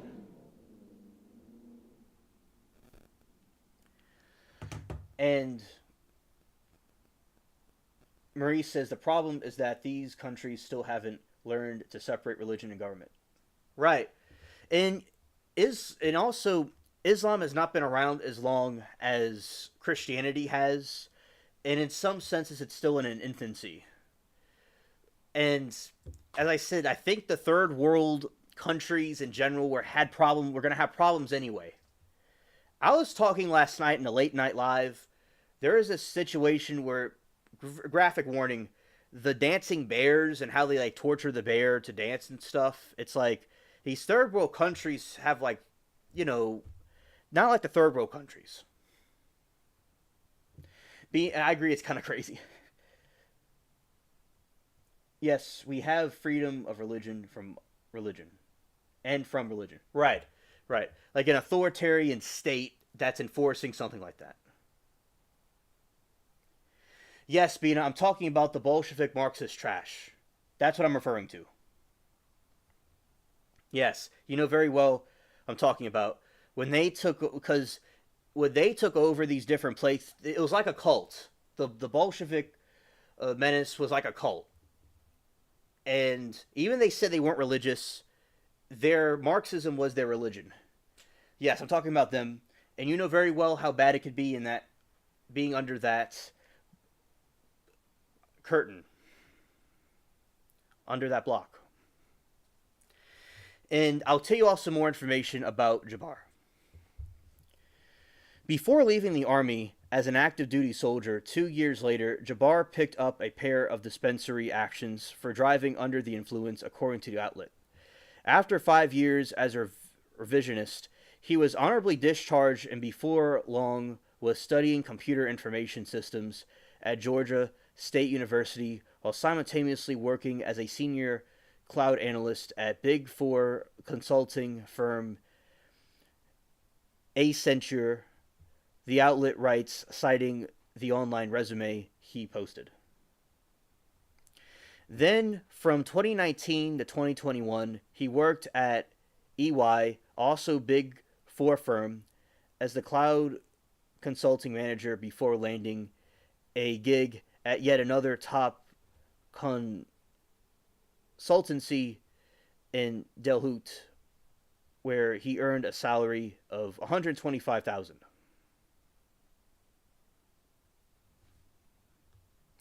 Meanwhile, Jabbar's family life was in turmoil. His first wife, from who he separated in 2012, got custody of the couple's children while he was ordered to pay child support as well as for the medical insurance. He remarried in 2017, but 3 years later, his second marriage hit the skids and his ex was granted a restraining order that prohibited Jabbar from sending her obscene or threatening messages, threatening bodily injury to her or the couple's child, the outlet reported. You gotta really be a piece of trash to go and do that to a woman and a child like that. It's really, a really, low IQ, stupid person. It's like, a lot of people these days, a lot of men these days, I think are in their emotions and their feelings, and they're not being logical about things. So they'll, when you have a man with no emotional control, you have these horrible situations. You have these shooters, you have these people that are doing genocide because they can't control their emotions. There's more healthy ways to express themselves. So this guy had a bad track record, and he would have chosen any kind of ideology, anything that would have gotten him to do this. He was going to do something. He had to get all that frustration out. He remarried in 2017, but 3 years later, his second marriage hit the skids, and his ex was granted a restraining order that prohibited Jabbar from sending those obscure threatening messages. During the divorce proceedings, which came after a failed attempt by the couple to reconcile, Jabbar provided a statement to the court claiming financial hardship with $7,500 a month in income. That's funny, Anthony. And just shy of $9,000 in liabilities. A tag reading tactical pew-pew sling that was marked as designed by veterans in the USA was seen in the home. His younger brother, 24-old Abdur Jabbar, described him as a sweetheart, really a nice guy, a friend, really smart and caring. Quote, "This is more some of the radicalization, not religion." But I'm going to rephrase that. "This is more some type of radicalization, not religion," the brother told the New York Times. The FBI revealed that Jabbar acted alone in the attack after poring over his social media accounts, conducting hundreds of interviews with witnesses, and searching 3 cell phones and 2 laptops, recovered from the Airbnb on Mandeville Street in New Orleans, linked to the terror suspect. Digital media exploitation is a priority, Raya said. Raya said the group of individuals seen on surveillance video looking inside the coolers were patriots just poking around. There was nothing to indicate, though, call records, interviews, or anything in our systems that he was aided in this attack by anybody, Raya said. Now, in my opinion, from the research that I've done, and from there is a cam footage that this was released locally. that there was something that happened where there was a few men and one woman that were planting something that were alleged suspects that had to do with something like this. And if there's alleged accomplices, Atomic and I were talking about, there's like no way he could have done this alone, in our opinion. Like with 9/11, it was a big group of people, an organization of people doing this. All right, coffee. Understood, Anthony. So I think that it goes all the way back. This thing is, a whole network of people could be behind this. New Orleans terror attack live update. Suspect pictured ISIS flag found in vehicle. Neighbors saw pickup truck used by New Orleans terrorist Shamsuddin Jabbar leaving Airbnb hours before rampage. New York Times reporter who interviewed New Orleans terrorist 10 years ago describes calm, collected demeanor. The driver Shamsuddin Jabbar seen in first photo after he mowed down dozens New Year's revelers in New Orleans. Truck swerves around police SUV, speeds down Bourbon Street. 2. Driver mows down revelers, deleting at least 14, they're saying 15 now, and injuring dozens. Truck crashes into vehicle, and the terrorist is deleted in a shootout with police.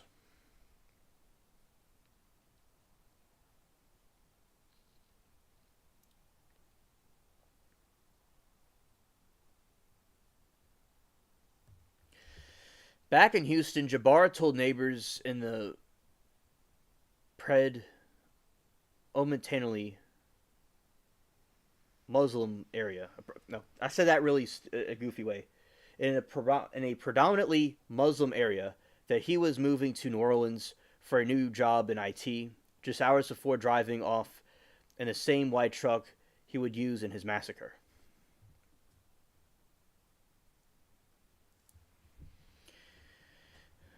Muntaz Bashir, who lives next door, said he offered to help Jabbar move that morning, but the deleter explained he was moving to a furnished apartment in New Orleans and wasn't bringing anything with him. Quote, unfortunately, you can't read someone's mind, Bashir said, explaining that Jabbar apparently completely acted normal when they spoke that morning. Quote, he was shocked. And I will say, when there's videos of this guy talking, he just seems like a regular dude. The trailer was left in a state of disarray, with the front door kicked down, cabinets thrown open, and cheap furniture tossed around the place after the raid by the feds. A back bedroom was filled with children's toys and bunk beds, while the main bedroom had a kefa hanging in the closet.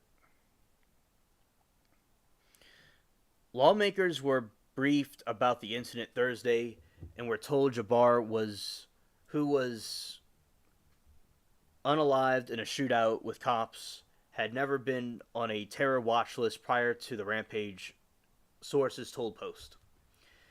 He should have been on a watch list because he was saying on social media that he wanted to do the genocide and do these acts of terror, and they didn't do anything about it.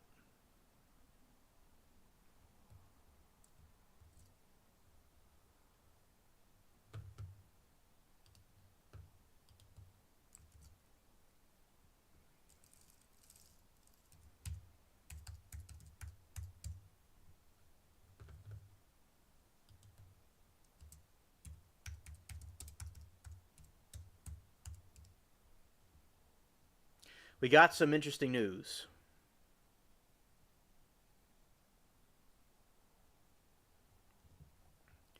Got a manifesto.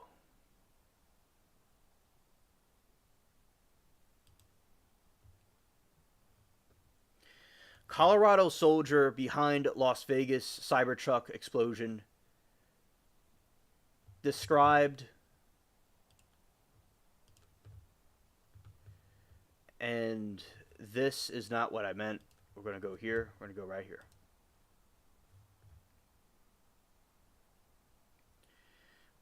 Podcaster disappearing after Matthew alleged manifesto is shown. All right. The Airbnb caught fire after he was deleted. Someone else did it, I think, to cover evidence. BRB. Understood. All right, so here we go. We have some interesting information about an alleged manifesto. This is news that just came out as we were doing the stream. Podcaster Sean Ryan on the Sean Ryan Show on YouTube announced that he would be disappearing for a few days before he published a new episode about the Tesla Cybertruck bombers' alleged manifesto.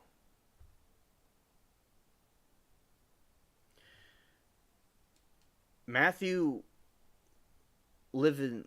Livelsberger drove a Cybertruck up to the front of the hotel owned by President-elect Trump in Las Vegas and then detonated it. Authorities said he appeared to fatally shoot himself before the truck exploded, according to the Denver Gazette. Yeah, like on a timer. Yeah.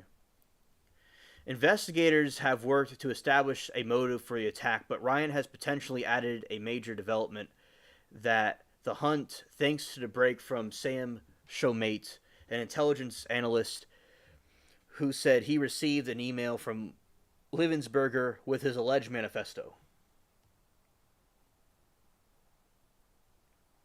Well, thank you, Shannon, for clarification. Newsweek reached out to Ryan's producer through social media on Friday afternoon for a comment. The Sean Ryan Show, he has nearly 3.6 million subscribers on YouTube with a catalog of over 1,000 videos that has been posted on 2017. Ryan is a former Navy SEAL, former CIA contractor, special operations outreach to CNBC contributor. At 2:57 p.m. Eastern Friday, Ryan posted a warning that he would be disappearing for a few days with his family, citing concerns about the mind-boggling revelations that he would be in his newest episode, which released just minutes later on Spotify. Quote, "My family and I are disappearing for a few days," Ryan wrote. "My account will be active, but it will not be behind the wheel. What are about released is mind-boggling and will raise a lot of questions." Half an hour after the release of the episode, Ryan's account posted screenshots of the email Showmate received from the sender, who claimed to be Livelsberger. The email details two major claims, allegedly, and this is the alleged manifesto which is coming out. First, the email said the drones that appeared over New Jersey were all of Chinese origin and used, quote, gravitic propulsion system that are the most dangerous threat to national security that has ever existed. Second email details the alleged war crimes, such as an airstrike in Afghanistan, province of Nimruz in 2019, and Livelsberger claims he helped cover it up. Ryan and Showmate repeated during the show that they have not been able to verify any of these claims that the email raised, but they would work to do so.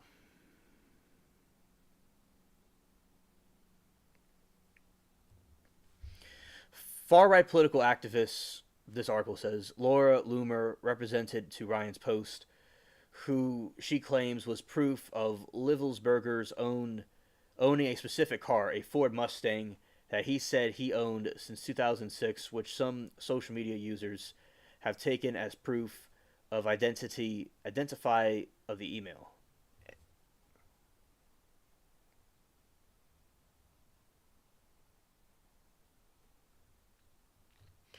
FBI issues a copycat warning after the New Orleans attack.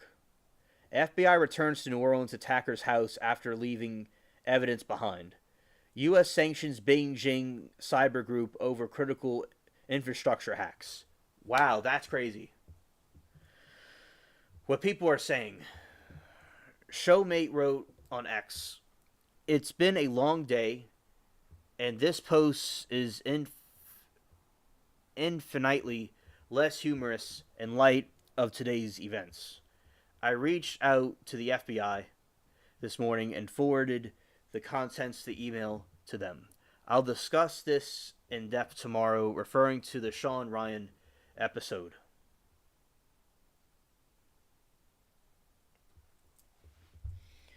Bina, I don't think I did. I'm not too sure. But thank you for bringing that up. And you could say any more details about it. I'll go look it up in a moment. Yeah, you hear so many versions, right?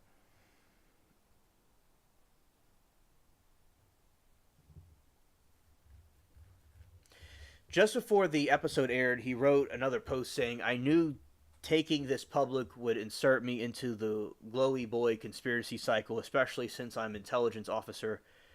I had no choice, dude, dumped it in my inbox." Quote, "When I saw his name in the news, I had little choice but to hand it over to the feds. I knew the FBI wouldn't release it, or at least would, and without an agenda reached. So I took it to Sean Ryan because he has this platform to handle the magnitude of this information and will do so objectively as possible." End quote. What happens next?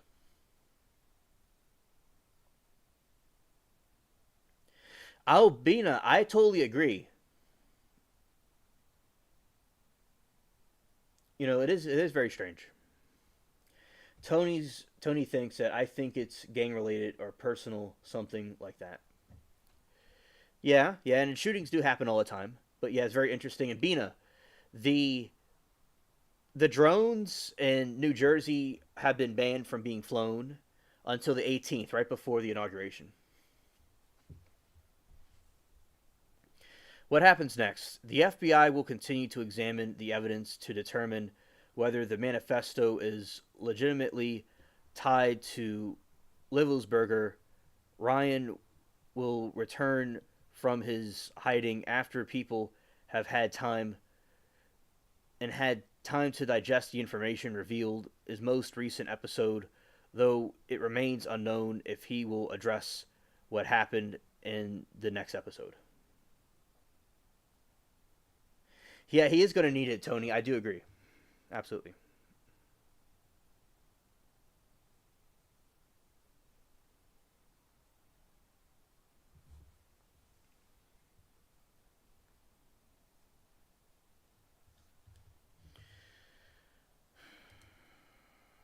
I'm going to look at the New York shooting really quick, and then I'm going to get an overview I'll do about the Cybertruck incident.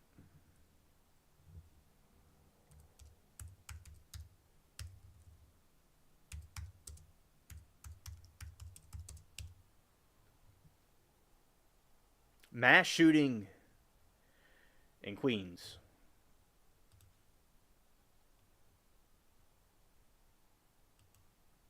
Oh, thank you. Wow. I'm going to like really quick. We're gonna do this. Let's see. We're gonna really quick.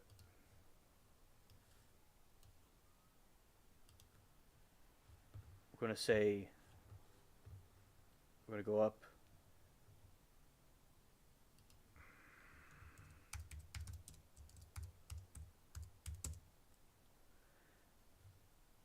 Let's see. I'm editing the title a little bit. Update, and we're going to say the massacre and why.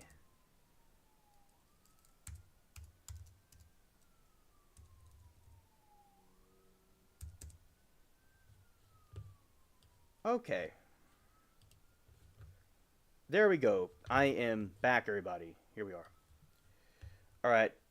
Shout out to all of you. Thank you for the likes and everything in the video. I really appreciate it. All right. So At least 10 wounded in mass shooting outside of Queens nightclub, sources say. At least 10 people, mainly teenagers, were injured in a mass shooting outside the nightclub in Queens on Wednesday night, according to sources in NYPD.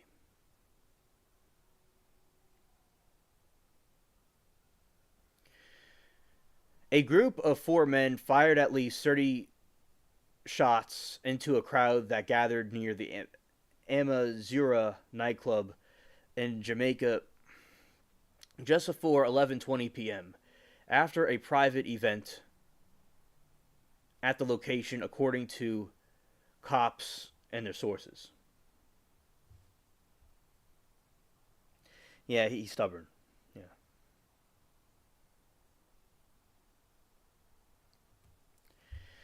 6 females and 4 males, ranging in age from 16 to 20, were struck by bullets, NYPD officials said at a Thursday morning press conference.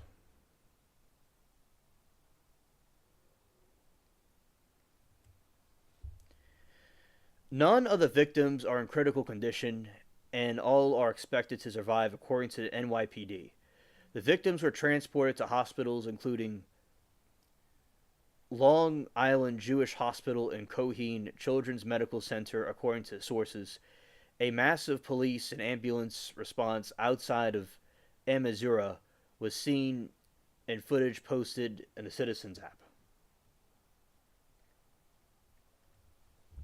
Photos from the scene show NYPD investigators placing dozens of evidence marks and on the street and sidewalk near Amazura.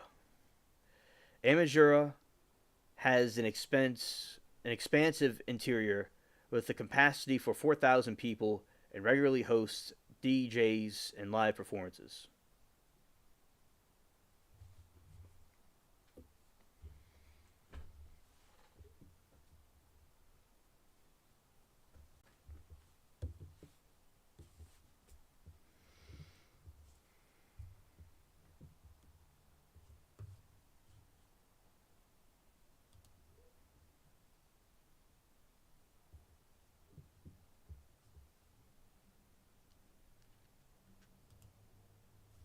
All right, so NYPD probing gang connection and shooting of 10 people outside of Queens Club. So it seems that it is gang related.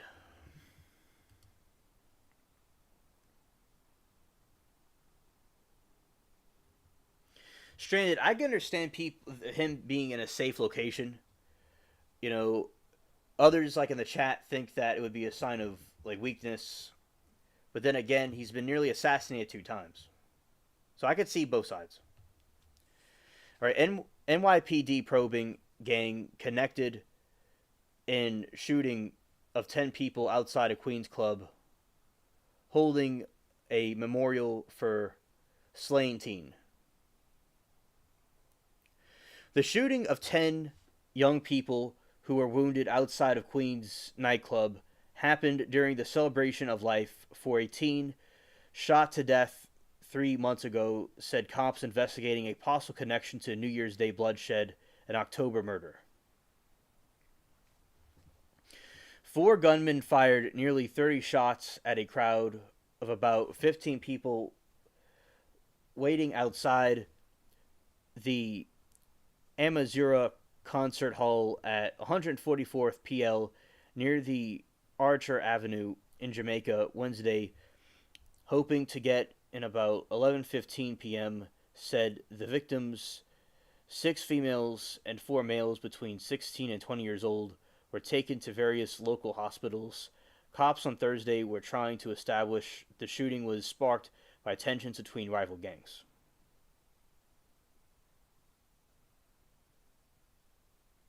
Oh, yeah, that's right.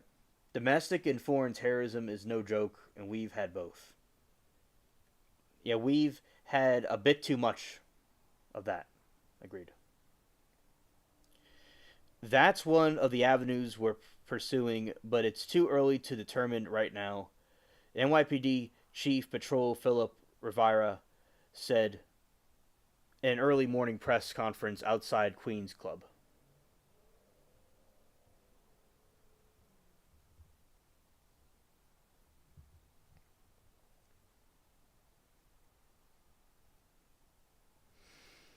Most victims were shot in legs. They scrambled for cover. One victim was shot in the arm, and another suffered a graze wound in the back, cops said.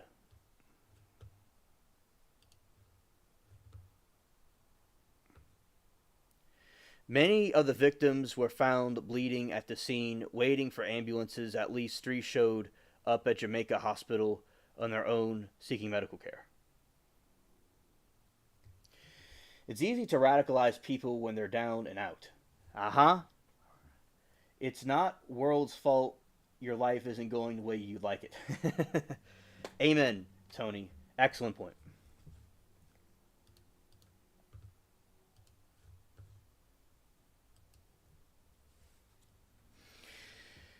Remember from the Art of War I studied, basically when a general is attacking his own, is arguing and getting fussy with his own troops, he's exhausted.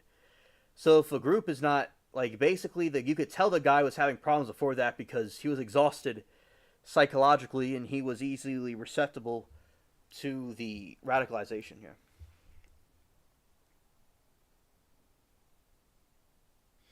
And they join a religion that justifies their feelings. Right.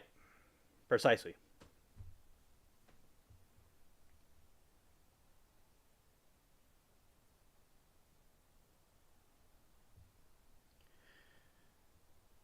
The shooters fired from the corner about 75 to 100 feet from the crowd. As the gun smoke cleared, 4 young men, at least 3 of whom opened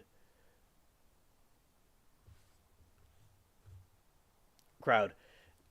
As the gun smoke cleared, 4 young men, at least 3 of whom opened fire, ran off west of 91st Street and jumped into Gravy Infinite sedan with New Jersey plates. Cops said no arrests have been made.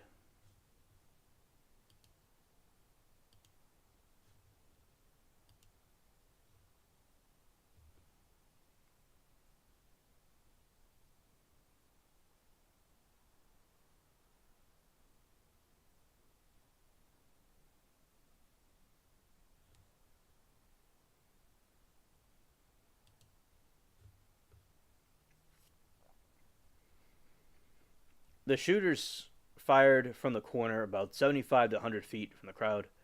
As the gunman smoke cleared, 4 young men, at least 3 of whom opened fire, ran off west on 91st Street and jumped into the gray sedan.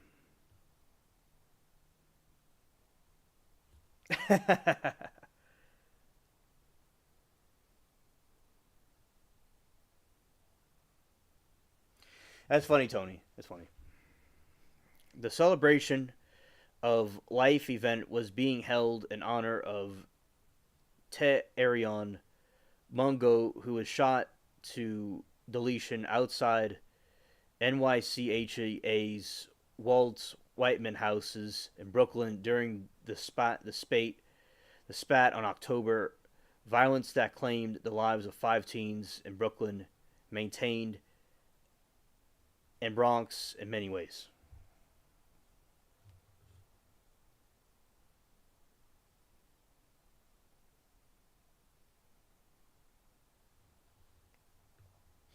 It's Antoinette.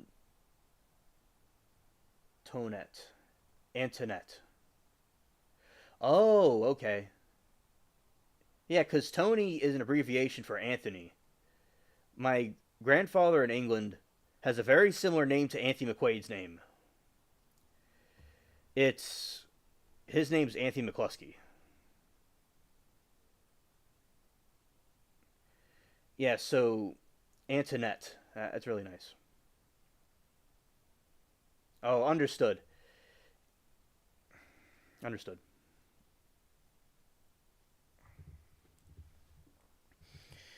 The celebration of life event was being held in honor of T. Arion Mungo, who was shot to death outside NYCHA's Walt Whiteman houses in Brooklyn. During the spat on October, violence that claimed the lives of 5 teens in Brooklyn, Manhattan, and Bronx in many days.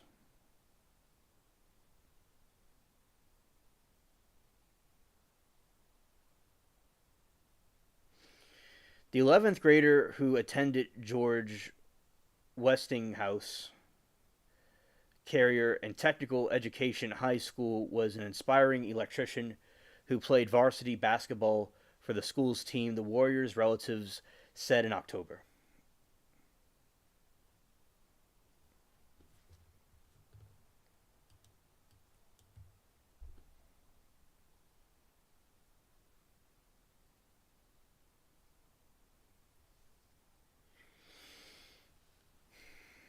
You know, and basically with the country, I don't think people at this point care about who's right and left. I think people want the nonsense to end because Marie, I think that people have been divided by religion and politics a lot. And in my opinion, I think the media in America has done a good job of it. And I think that people are just fed up with it and they want to see things go back to normal. And whoever does that would be really great. Whatever leader can do that.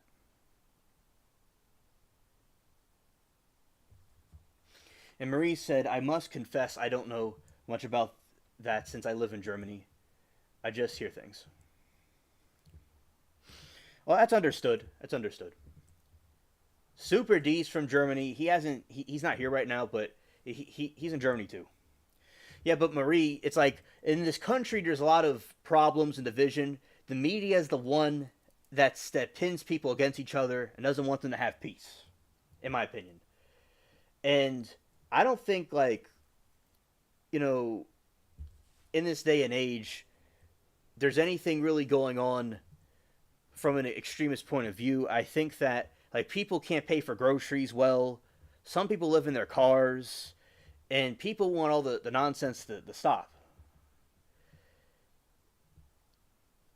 And I think that basically the media does a lot of similar things to the Austrian painter, you know, and how he was demonized certain groups of people, and he was able to get the media to attack the enemies and his political enemies. We see that a lot in America, that the political enemies are attacked by the media a lot.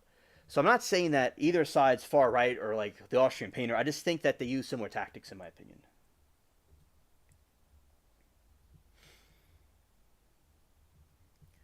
On Wednesday night, friends gathered at the venue to celebrate what would have been T. Arion's birthday. Investigators said the venue space was booked for more than it could hold, with people entering as others left. According to sources, T. Arion's still grieving mother wanted to invite 120 people, but the space only holds 90. Police said the limit left some people waiting outside. The gunfire erupted.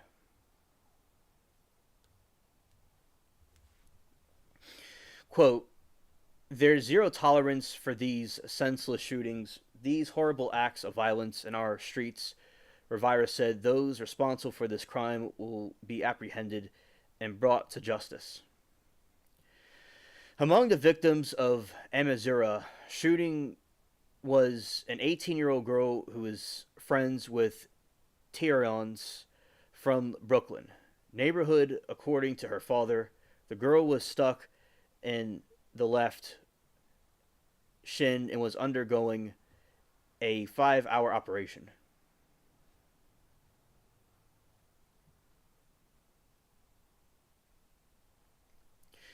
Quote, she's in a lot of pain and worried for her father. Only time will tell, and well, she'll what happens with the recovery. And it emotionally, I've been at the hospital from the time it happened, so I'm still trying to process all this stuff. It's heartbreaking. I have to sit here and watch my child screaming at the top of her lungs and stuff like that.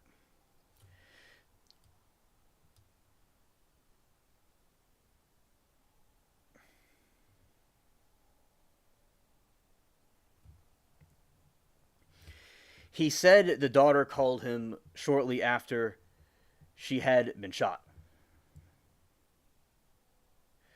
Marie says, well, it's not the exact same over here, but I do discover similarities according to what I hear and read. People are frustrated, so they begin to vote for the right wing parties, hoping for change. And Marie, that has been happening in Germany. And in Germany, it's a different situation. And I do see a lot of these type of attacks in over there from my observation from here. And yeah, it's it's the people that are doing that, Marie. Those parties you speak of are saying they're going to solve the problem, so they're going to go for the group that's saying they're going to solve their problems because that other group is pushing them too far. So if the other group would just be more moderate, and because they're pushing them towards possible extremism in theory, so I think that it has to do with a push and pull thing, and I do, and what you're saying is noted on the record, and I hope that the problems can be solved, whoever they are. But if things do go downhill in a bad way, I hope that that doesn't happen. But right now, they want the problems to be fixed. It's like the people are desperate. But thank you for telling us your perspective from what's going on over there in Germany.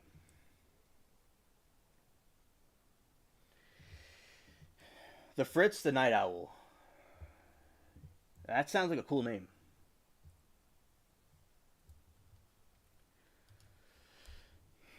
You get this phone call in the middle of the night, and this is what happened, he said, and you panic because there's no information given to you until you get there. She called me, actually. She said, Dad, I got shot. She was in the ambulance. I was like, what? The ambulance guy, he told me what the hospital she was at, so I just went there.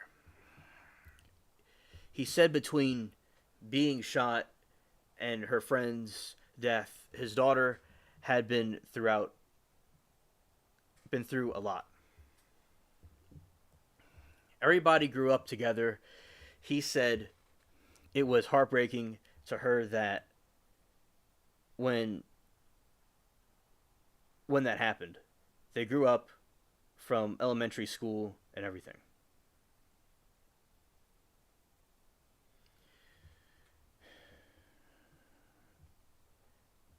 He said the New Year's Day shooting only made it worse. It's unfortunate because Jan 1 is almost her mother's birthday, and the father said her mother passed away 6 years ago, so that's why I said she's been through worse. It was just a celebration of mommy's birthday. They were celebrating the life of her friend, and this happened. Nobody wants to hear this. This is something the head no parent wants to hear.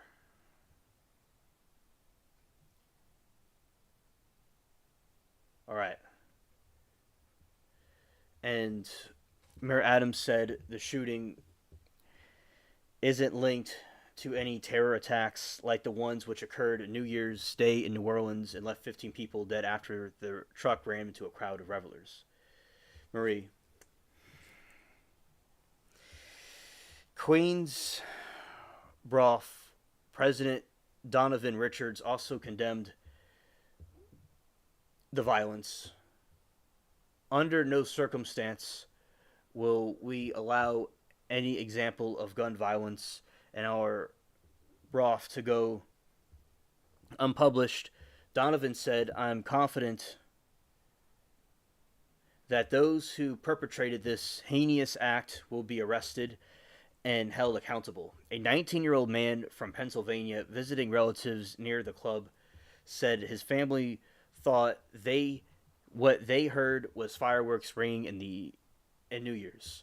Quote, it was like really loud. He said, then me and my cousin are thinking, wait, you think we could be what we're thinking? And then maybe 5 minutes later, we get a message on the Citizens app showing that we heard ambulances and cops came really quickly. We all got scared.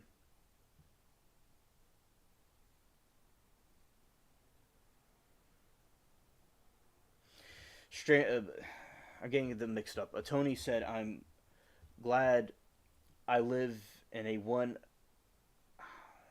horse town, not in a city.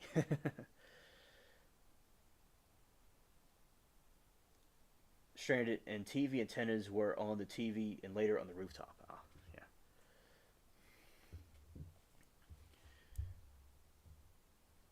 They know this nightclub right here is always at the a lot of people there, like police presence every now and then.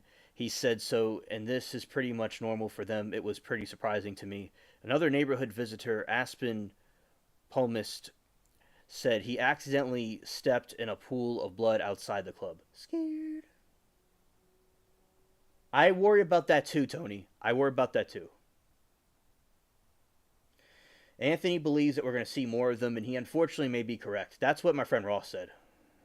He said the same thing. We're just enjoying our day when suddenly I just accidentally stepped in blood. Who was visiting from Hawaii. We're actually on vacation here in New Year's and just kind of checking out the city today. He added, not what I expected to see,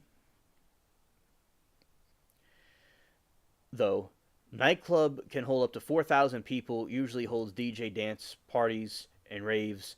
DJs who have performed there in the past include Flex Bizarre, Black Daddy, and DJ Dream.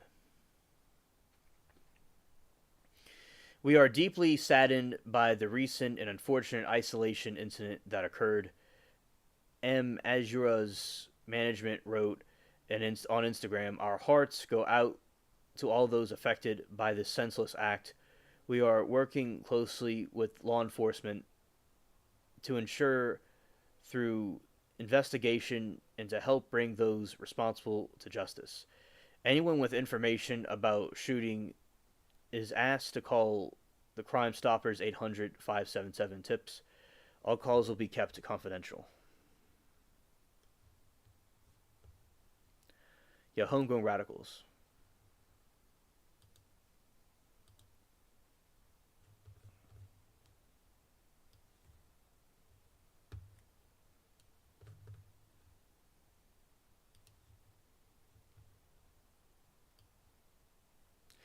Wrong one. All right, here we go.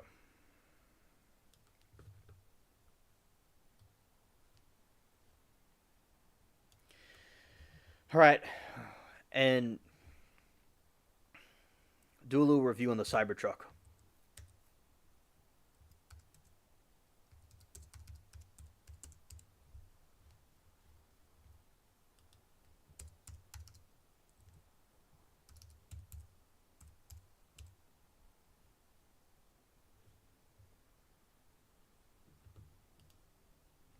All right. Driver who exploded Cybertruck in Las Vegas railed about political grievances and domestic issues of forced suicide. Or self deletion, I should say.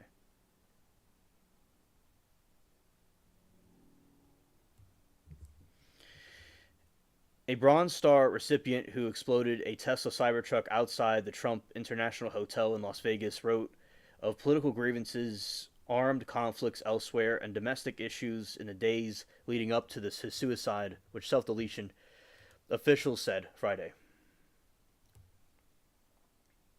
Hello, DJ. Good to see you. The writings were found in cell phone of Matthew Allen Livesberger. The truck's driver said Sheriff Dorai Corin in Las Vegas Metropolitan Police Department in a news conference. In his writings, the driver of the Cybertruck said in the incident was intended not as a terrorist attack, but rather a wake-up call. According to police, he wrote in a letter recovering investigators that Americans only pay attention to spectacles and violence, fireworks and explosives, or best to get his point across. Ola Senior DJ.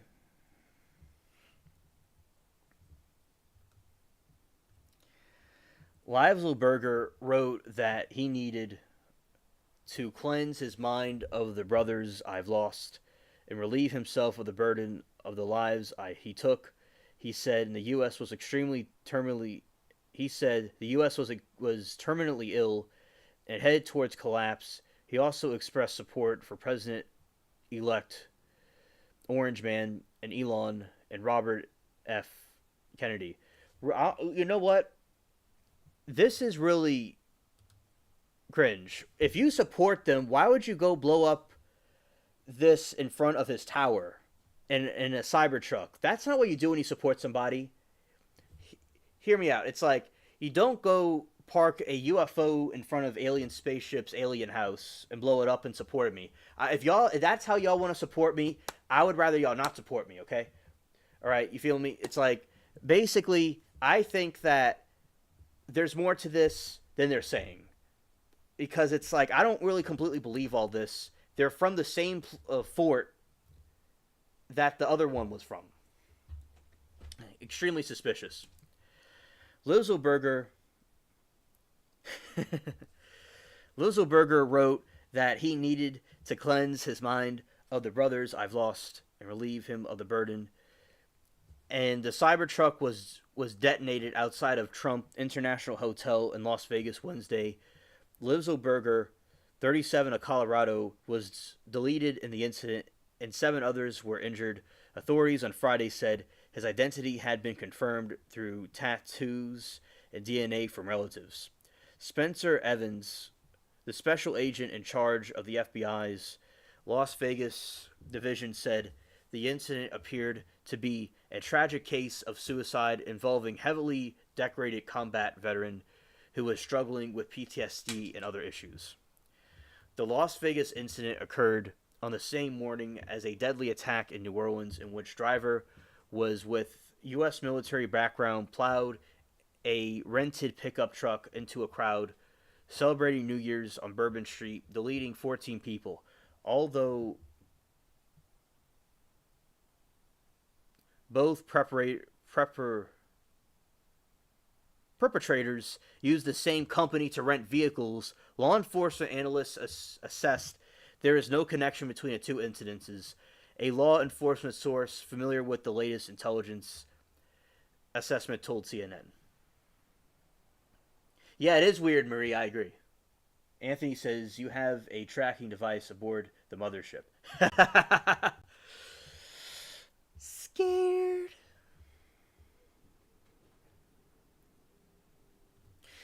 Evans said the other family issues or personal grievances in his own life may have been contributing factors in the man's actions in Las Vegas.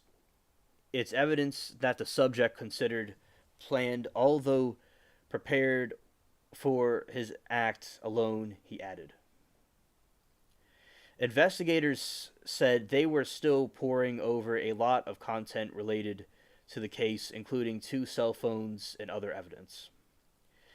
An active duty U.S. Army Green Beret, Lizzlesberger was one leave from his base in Germany at the time of the blast. Source told CNN the explosion was caused by a combination of fireworks, gas tanks, and camping fuel in the bed of the vehicle, detonated by a device controlled by a driver.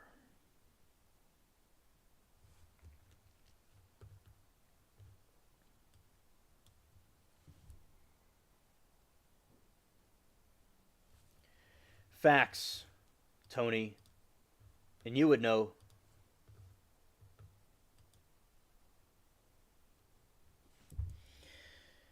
A lot of guys came back from Nam all messed up, but they didn't do acts of terror. Facts. Exactly. So true. Coming back from the Mid East must be far worse. Oh, exactly. It's absolutely. Now, these people were screwed up. Definitely.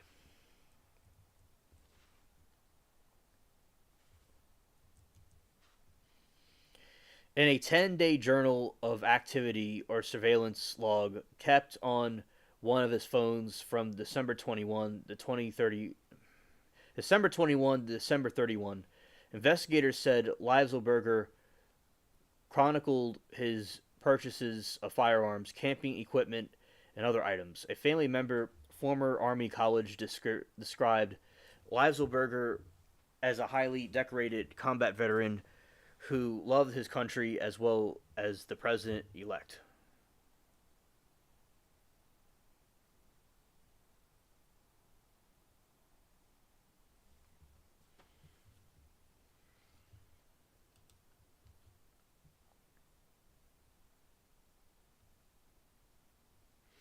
CNN's Danny report that. All right, CNN's report that we know that the victims of the deadly attack that killed 14 people rented a pickup truck plowed. One of the victims in the NOLA attack was walking back to the hotel when he was hit. Scared.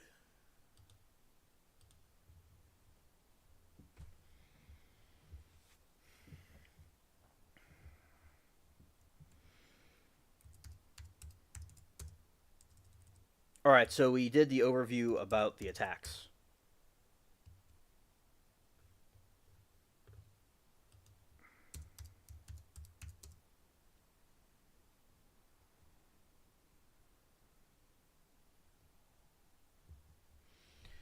Anthony says, my older brother lost a few friends when he was in the Navy.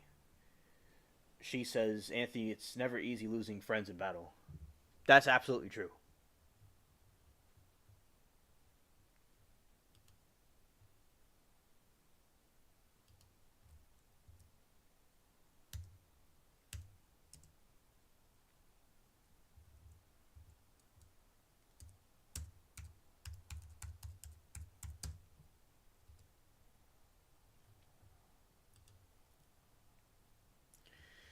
Tony said some have guilt that they survived it. That's true. That's true.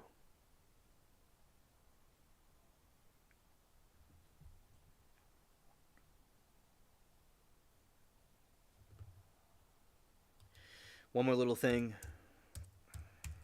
One more little thing.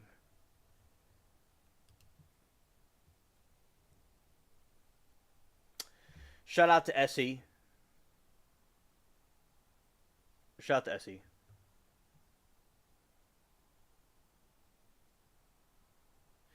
Oh yeah, Tony, that was a really horrible time where people were forced to go into that war. Yeah, this is the perpetrator of the NOLA attack right here. And the attacker's family is baffled, and his former family and friends are, and I guess people in his army were baffled too.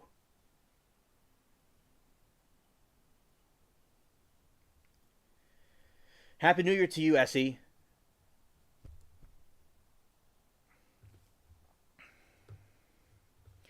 Also, this is another picture of him, and that's him with his pew pew. You know, just a regular looking guy that got radicalized.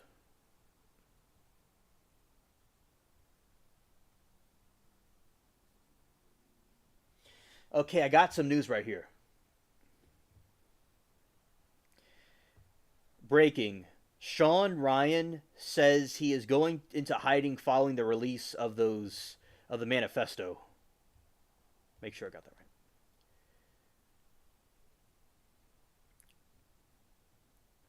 Breaking. Sean Ryan says he is going into hiding following the release of his most recent episode where he shares an email allegedly sent by Matthew Livselberger before the Trump Hotel explosion.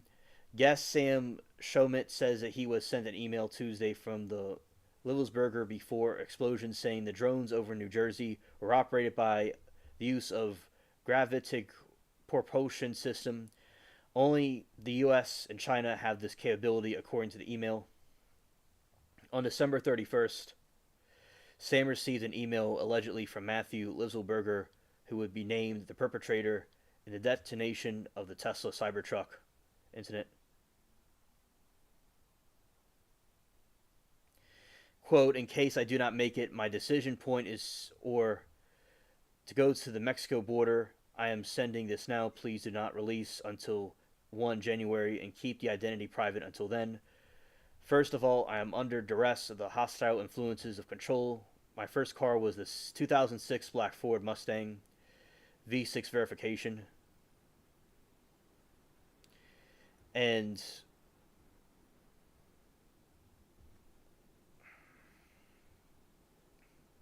for verification,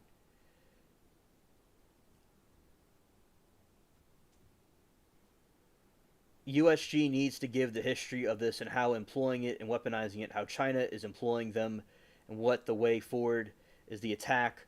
And China is posting everywhere on the East Coast.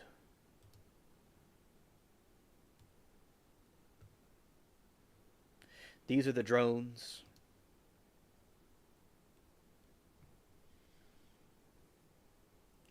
So what is because of the speed and the stealth of the unamused AC, they are most dangerous threat to national security that has ever existed. They basically have an ultimate payload capacity and can park over the White House if they wanted to. It's a checkmate. As I said, take all this with a grain of salt. It's not confirmed if this is true or not. And the drones may not be what this person is saying. It's something that our country's doing, in my opinion. The person says they've been followed over for a week now, likely Homeland or FBI, and they are looking to move on him. Unlikely going to cross into Mexico, but they will because they know that I am armed and have massive VBID. Maintain visible profile and kept my phone that they are definitely digitally tracking of the person.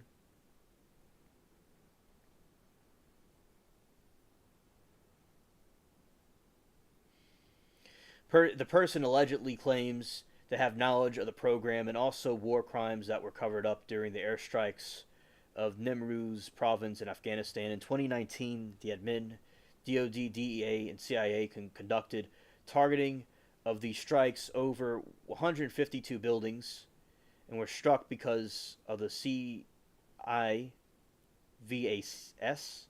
that deleted hundreds of civilians in a single day. Spotting civilians, initial SIR. It was supposed to take 66 minutes, scramble all aircraft to CENTCOM. The UN basically called these war crimes, but administration made them disappear. I was part of the cover-up, the person claims. OSFORA, an agent redacted of the DEA, so I do not know if my abdication attempt is related to either. I work for the GEN Miller's 10 staffs on this, as well as responded to the Bala Murghab AOBS commander at the time, redacted, can validate this. You need to evaluate this in the media so we avoid world war, because this is a mutual assured destruction situation, preventing that Matt Berg or Matt Liversberg, an active duty, my profile is blah, blah, blah. All right. So basically, that is allegedly some information about why the person did the self-deletion at the Cybertruck attack. Also, it's a way to show a certain situation where you have, this conspiracy, and the person that released the information is fleeing because they don't want to get caught because they think they're just trying to cover it up.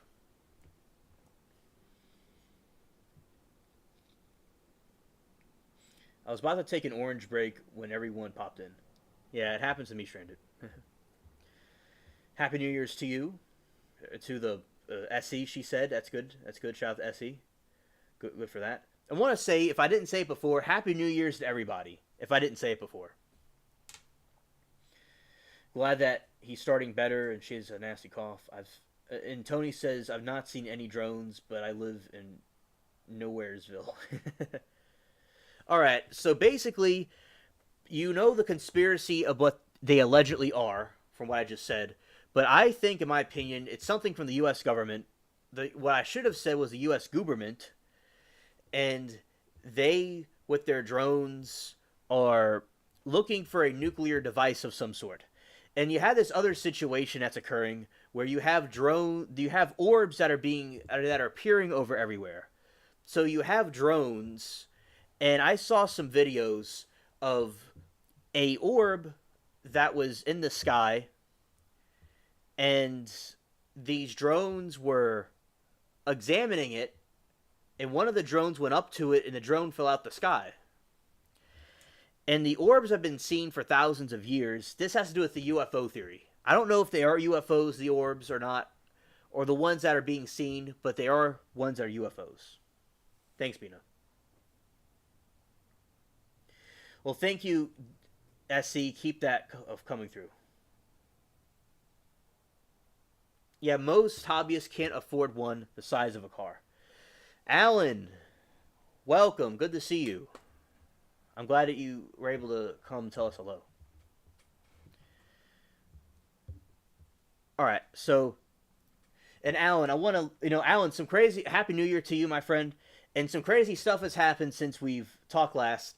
And also, I want to say that there's a manifesto of the guy that did the explosion over at the Cybertruck over there. And basically, in the manifesto that was sent to him by another person, this agent was given this information about the manifesto. So basically, the person claimed that deleted himself in the explosion said that he was trying to make a statement because of the U.S.'s war crimes and the drones being from China, and there's this proxy war and this world war is going to happen. To give you put it in layman's terms in a summary. So that's just, I read it for the chat, the whole statement was quite winded. And so basically, I will say my opinion from previously, but remember, and the person that released this information on the show is fleeing and is going into hiding because of the information he released. It was an agent that got a manifesto from the bomber in Las Vegas. So, and the one, Jabbar in New Orleans, which was a terrorist attack, was radicalized by ISIS, and I'm okay, obviously, Alan, I wasn't there over in the city, and he did his attack, and I saw the graphic video about what he did. So basically, something about the drones, I'm going to go into a little bit of a UFO type theory. And yeah, shout out to Eugene, false flag, understood. That is noted on the record. We don't know what to think anymore, Eugene. It could be the aliens over on Neptune plotting. It could be them for all we know, doing all this. Who knows? Maybe they're just bored. So basically, there's orbs that are appearing in the sky. I'm going to go into a slight UFO theory for a second. So the drones are from the United States government looking for some kind of a nuclear device. Maybe the orbs had something to do with taking it. Who knows? So there's orbs that are appearing, and there's like a building. And I did a video about it. And all these, out of like a portal, all these orbs are like floating out of this portal. And basically, it's a lot like the orbs from the ET extraterrestrials. And the drones are monitoring them. And there was an incident where 2 drones went up to a orb, and the orb kind of like shot it down. Like it kind of went to it, and the drone fell out the sky. Another thing, one of them was shot down over a city area, and this thing like zoomed in the sky and stuff. So it may be a false flag. It may be something from another country. But I'm going to go into a UFO theory for a second, because this is the channel for that, okay? Everybody bear with me. So basically what happened is you have a situation where they're looking for something, but these orbs are floating around, which orbs and UFOs have been seen for thousands of years. For instance, you have orbs that were seen in the medieval times.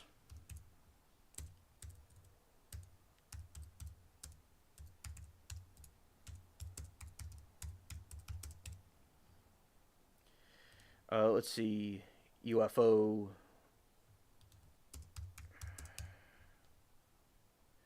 All right, so in Germany, you had these instances where you had these orbs being seen. This was before the U.S. government.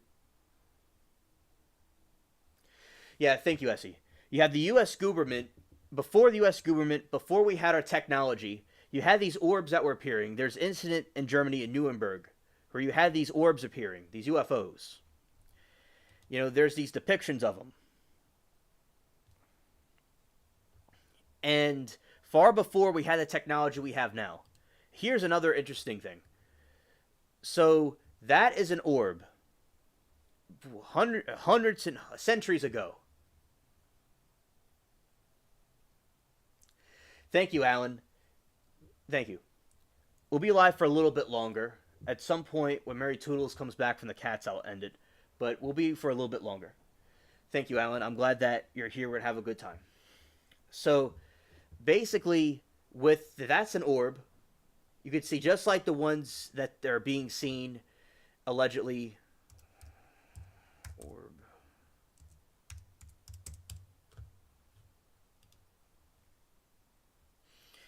Let's see. We're going to see it. Like, for instance, these orbs that are being seen in the sky. I've seen the orbs before. And basically, these kind of strange apparitions are appearing. So it's not like this thing is anything new. So you have these orbs, and Strand had a testimony. She talked about the orbs that she saw. And as I said, there could be something with China that was being discussed by the Tesla bomber. But I think that there could be maybe truth to it. But this situation, I think it's very possible, in my opinion, that means that this could have to do with some extraterrestrial sighting. There's a point where Stranded and I talked about they cannot hide the information anymore. And they made like, okay, they're saying in Congress there's UFOs. Now what they're doing is they have to go and monitor these things and see what they are, because they don't know what they are. And in my opinion, I think that they're either working with, or they are the fallen angels, the fallen watchers. And basically what they're doing is it has to do with something like that. It has to do with the UFOs, possibly, that have to do with the fallen angels, the fallen watchers, or visitors from another planet also. So that's what a possibility could be going on here. Marie, I'm going to be there. I'm going to see it. And I help my mom with the cats and stuff, and she's working with them right now. Whenever she comes in, it will be very soon. It'll be over. The stream will be over with, and I'll certainly go over there and check out the Temu ninjas and all that different stuff. But I'm going to go over there, though. If it's cringe or not, we'll see. She says, so you're going to miss the awful Italian horror movie they're going to show on Creature Features, I assume. I will see the cringe movie, and chat and I will all cringe together. I don't know if I'll see the complete beginning of it, but I'll see it. I like the Italian movie they showed last time. It was pretty cool. Yes, SC, I love the aliens, my fellow aliens, and I know all the aliens in general, but some of the aliens are bad. You see, it's just like the same thing people are seeing now. Same thing. So I think there's like some sort of a conflict between that they're trying to see what the UFOs are. I mean, a UFO invasion is way worse than there's something like that happening. It's way worse. In a certain sense, if the possibility of some sort of a conflict with them would be crazy.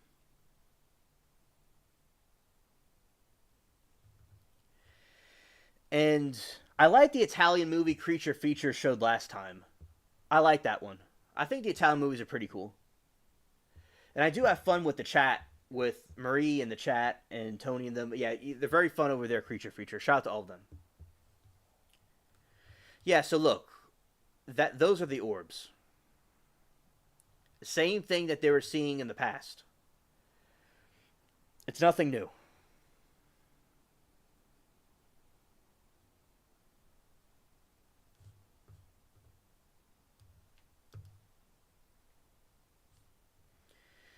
And also, I appreciate you all being here and hitting the like button and participating in it. I really appreciate that. And also, Here are some other depictions of them.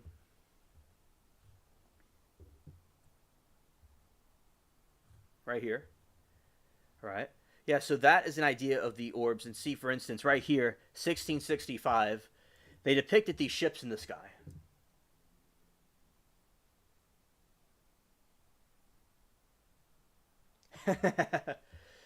The person whom I pet sit for got me a camera and microphone. Until that, I can't fully get it.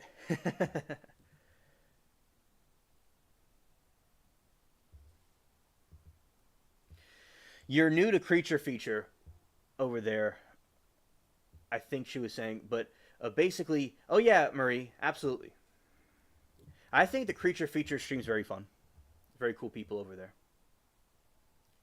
Also, Marie, my ancestors on two sides of my family, so relatives on both sides of my family are named Marie. So that's pretty cool. Very nice name.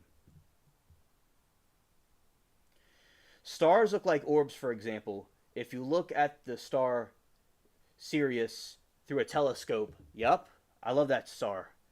The orbs, the orb looks like dog faces, hence the name Sirius, the dog star.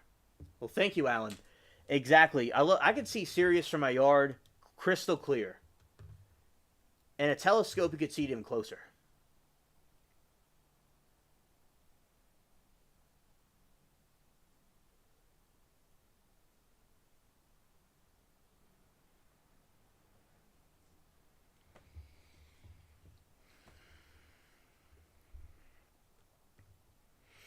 Here's some other depictions of it.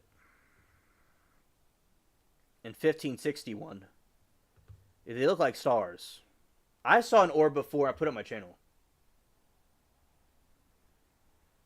Help the spaceship keep flying. Hit that like button. Oh yes, Marie. It was meant to be. Everybody can't deny that. I tell the truth. They can even wait and see.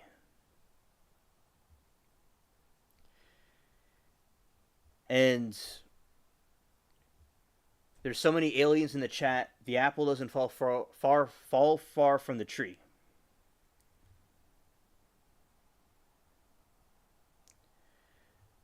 UFOs are in the sky. People need to look and see. I see an orb. What now?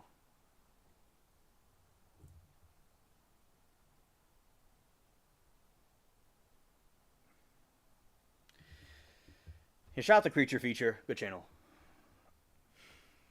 I'm glad that I met Marie and Tony over there. And also, Marie, the people you see in chat, I brought here from other channels. All over YouTube, I went on all these different live streams, and I brought them here. So cool.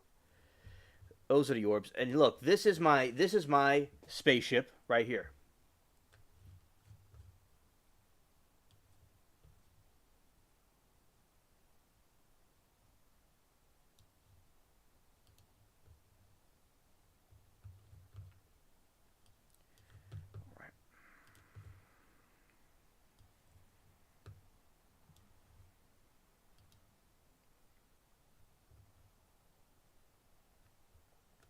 Yeah, so you have these different alien sightings that were, occurring, and that's basically the same, situation with the drones.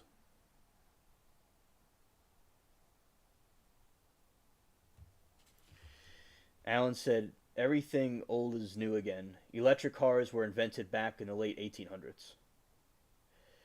Oh yeah, yeah. Time, they like recycled everything. Yeah. So that's my spaceship right there, parked outside a place. And it is a very fast UFO.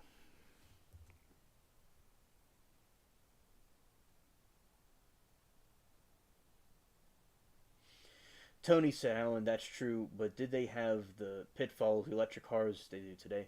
Anthony said, aliens and whoever can land, but stay away from the girl. And Marie says, cool. Yeah, facts. All right, so we talked about those things I want to talk about. I'm going to go into some bonus topic, what we talked about last night, briefly. All right, so there's the grizzly bear. I have an eclectic channel, so I'll talk about nature and wildlife and history. I talk about all kinds of different things. I was talking about manifolds the other time, and that has to do with globular circular objects, and I'll tell you the definition of that.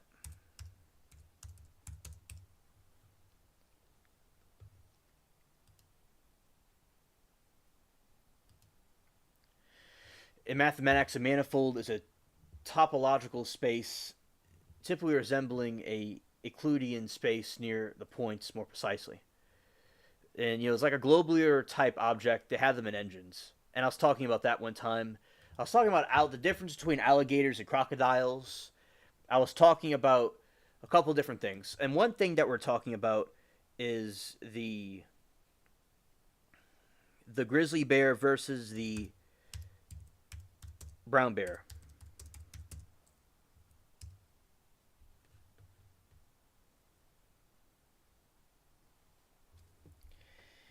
And Marie said, but back to topic, the thing with the UFO is really weird. I always thought that those orbs were supposed to depict comets or something.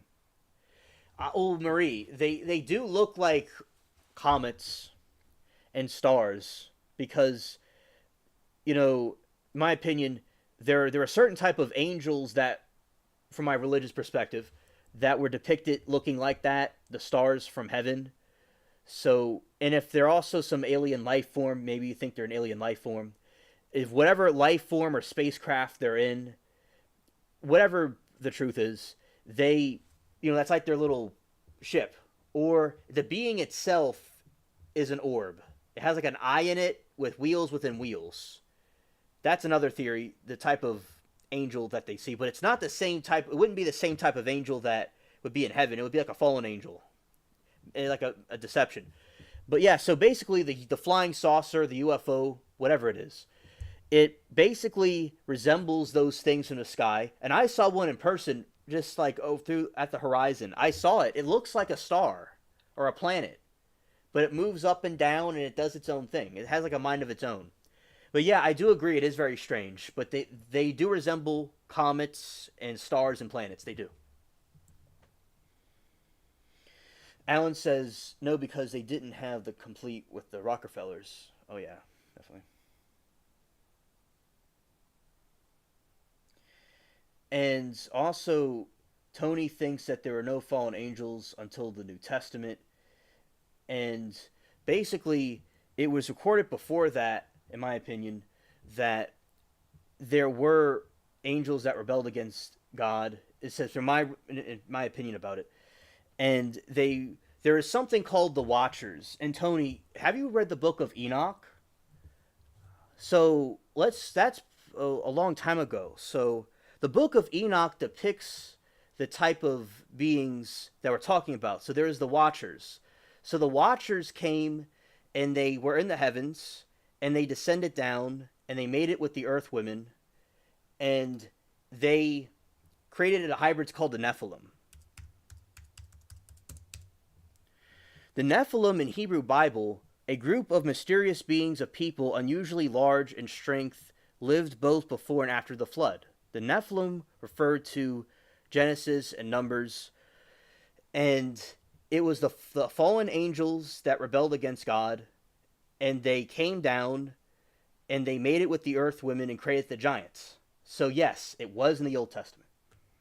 And also the book of Enoch, which is controversial, and it's not canonical to the main Bible, that also talks about it more in depth. Before the Great Flood, you had all these creatures that were created by the fallen angels, allegedly, from the Christian perspective and the other religions that believe in it. And then God had the flood to wipe them out. So that is the explanation about it. So yes, they were before. The fallen angels were there in the Old Testament too. And obviously it's depicted here. The Watchers are very different. That's what we think the Greys are. Those type of beings are. Or the false gods. As I said, and you may not believe in this kind of stuff, and those that don't believe in it, that's okay. This is just from the Christian interpretation of it. Thank you, Marie. Yeah, these are just, as I said, just this is from the Christian theology. I think I saw a UFO too at some point, but I'm not quite sure. It was tiny light that moved around the sky, really weird. Yes, I saw that too. I've seen something like that as well. Yeah, that is what they are. Yeah.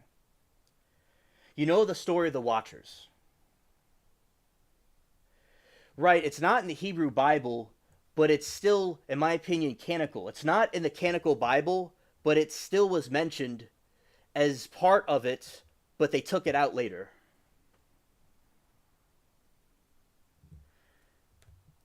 But I will tell you this is that in the book in Numbers and in Genesis they talk about the giants that were created because of the fallen angel hybrids. So it does talk about them. Now, one thing I think you might mean is Satan. Satan's role from the Old Testament was seen as somebody that tests people, if I'm recalling correctly, but when Christianity came, he was seen as something more demonic and like evil. I believe he was evil the whole time, but especially in Genesis, it talks about Satan deceiving Adam and Eve.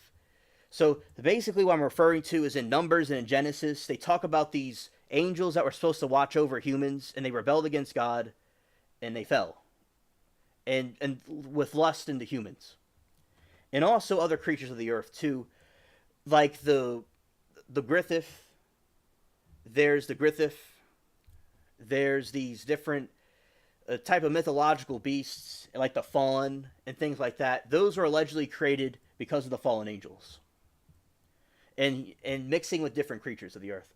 So I hope that explains, about how there is fallen angels being mentioned a little bit in the Old Testament. And I know the Book of Enoch is not canonical, but I believe it is, in my opinion. It's part of the book. There's many books of the Bible that were not included because they thought it was not canonical, but it seems that a lot of the stuff makes sense from what we see today. And like the Catholic Bible has books that the Protestant Bible took out. And I hope that, makes sense. Marie, the fall of Lucifer was before the Watchers. That's correct.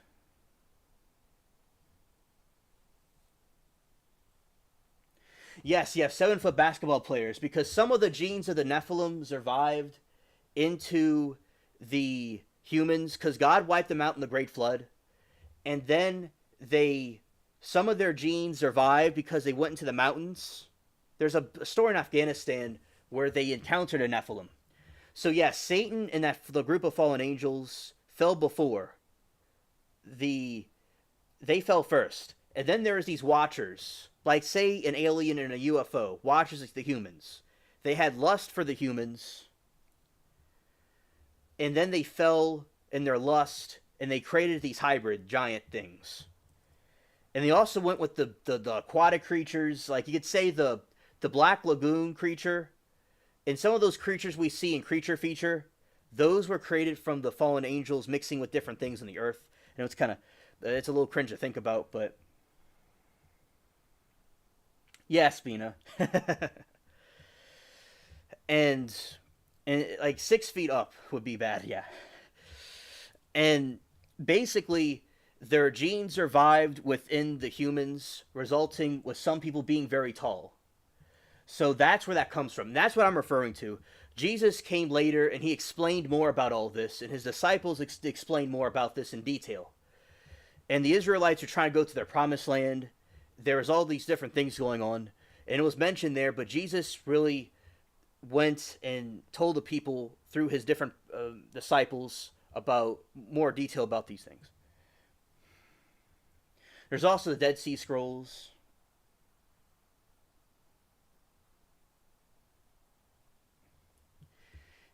And also 7 basketball players.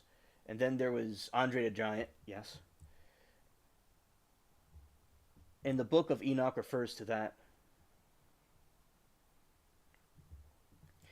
Tony says, sorry, I get a little tired of people who don't speak Hebrew will tell the Jewish people what their Bible means. And the Jewish people, they don't have the Bible, but they have the Torah. That's what they have. And also in the Torah, they have these, it's a different, like we would call the Old Testament. Hebrew is a very interesting language. There is a Jewish summer camp I went to. I know a little bit about it, but I don't know a lot about it. I mean, I know a little bit about it. I never completely studied it, but, yeah, people that have their religion, they would know what their religion means. And it's not and Tony, you're right. It's not the same thing as like what came later. They didn't like the ancient Israelites. I don't think had the same exact concept as we do today with this different things, and that is good that you have concern about the other people and how their religion is respected. That's good. But yeah, they were mentioned in the Old Testament.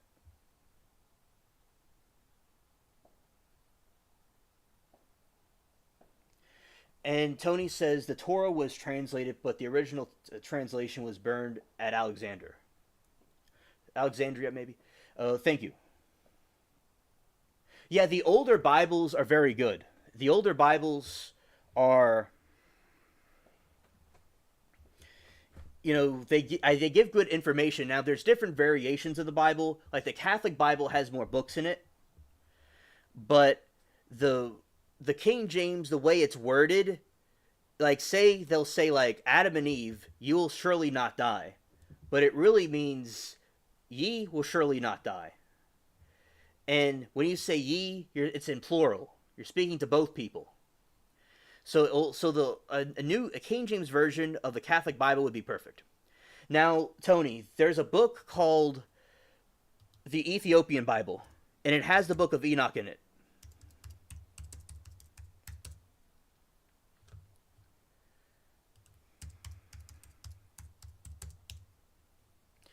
The Ethiopian Orthodox Bible has the entire Apocrypha in it.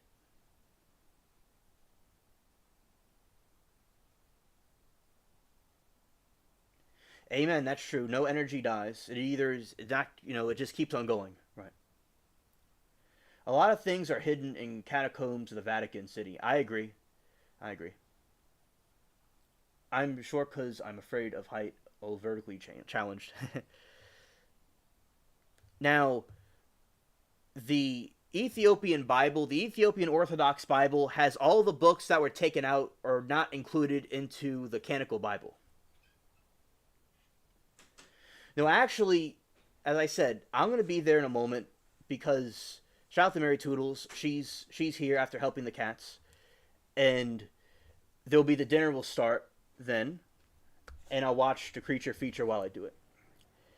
But so basically, I'll explain. So basically, I help my family with the cats and different things, and Mary Toodles, my mom does a lot with the cats, and we also feed possums too.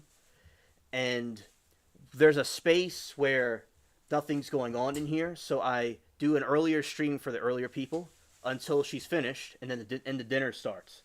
You can hear in the background. So, yeah, but basically we'll be wrapping it up. But yeah, so basically the Ethiopian Orthodox Bible has all the different books that were not included, and there's a whole list of them.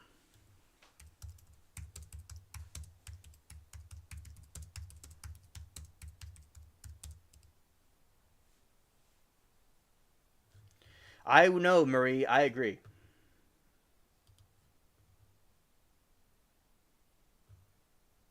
And shout out to you, Crypt Keeper. Yeah, the vibrations.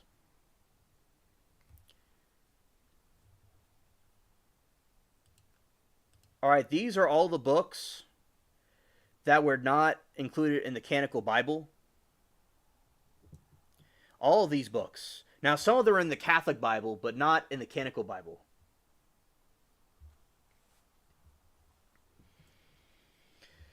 Like the Catholic Bible has Maccabees in it, and also these different books. And some of the books will talk about the Book of Grendel, which was an Anglo-Saxon fable, where you had Grendel the monster, and he attacked a mead hall in ancient Denmark.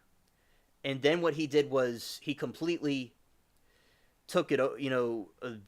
Beowulf had to defeat him. So they talk about certain things like that in these different versions of the Bible, being these different books. Now they may not be all canonical, but I believe in this modern time, a lot of the things that are in the Book of Enoch, especially, are being seen today, and that's why we've been focusing on that in the Christian community quite a bit. But these are some of the books that are not put in there.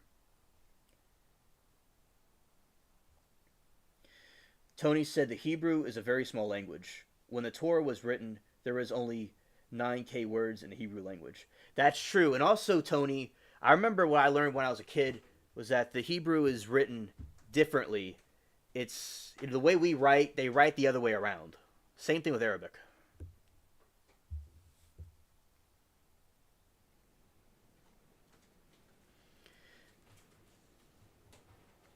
Yeah, there's also the tallest man in the world at the time.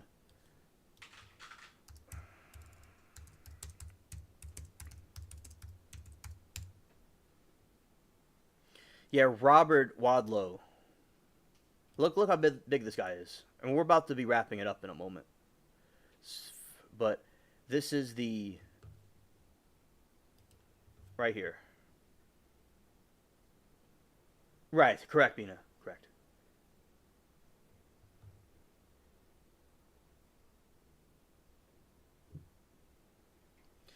Right, yes. Not all Jews understand Arabic and vice versa. Right.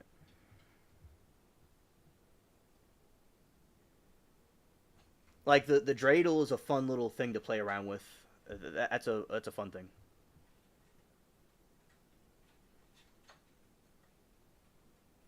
Thank you, Alan, so much. It means a lot to me. He says, "You, sir, are a scholar, a gentleman, an inspiration. You totally rock, my friend." Thank you, Alan. Thank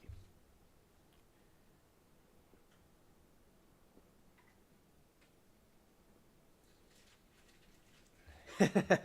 Yeah, shout out to USC. That's cool. Yeah, so this person, he had some Nephilim DNA in him.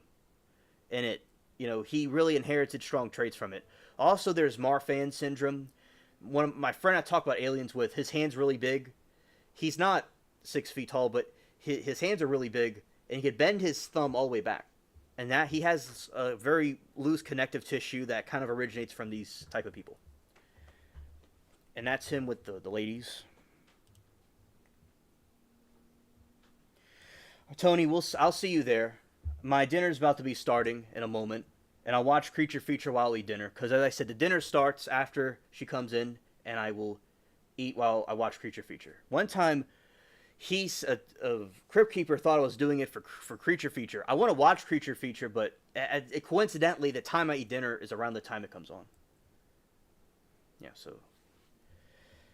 Marie says, Arabic and Hebrew belong to the Semitic language family, but from what I know, different dialects among the Arabic languages are so different within themselves. Not every Arab understands it all. Thank you for the information. Bina, that's a trait of it. The connective tissue thing, yeah, that's a trait. From those the otherworldly beings. Because they had a different type of connective tissue because they weren't from Earth.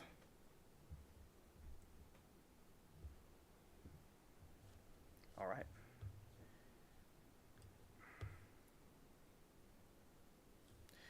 $83 views. It is 10:13 p.m.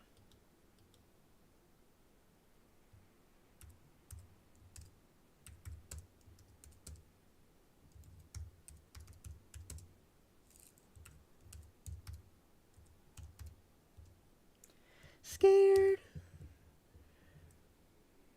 Yes, you have tiny amounts of it in you, Bina. Yes, a lot of people do.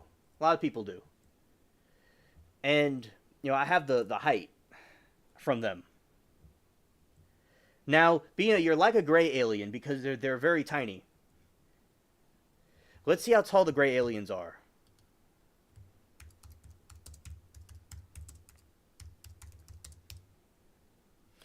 The gray aliens now being is not this short, but the gray aliens are 3 feet tall.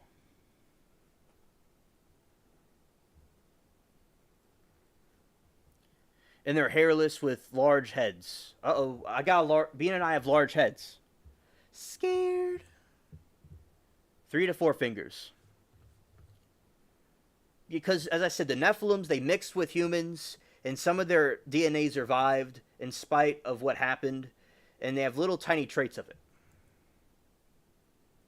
Oh, it's 5:13 a.m. where you are. Oh, that's very cool.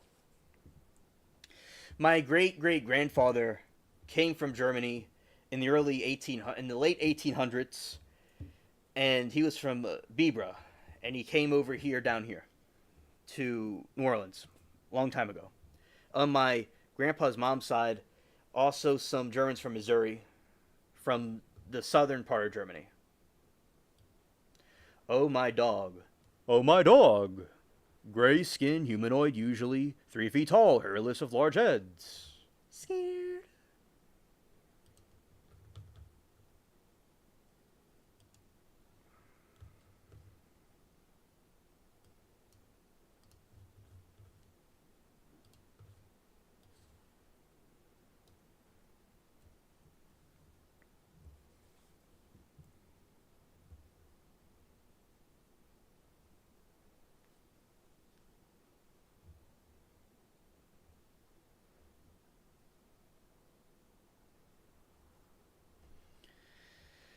All right. So I'm going to be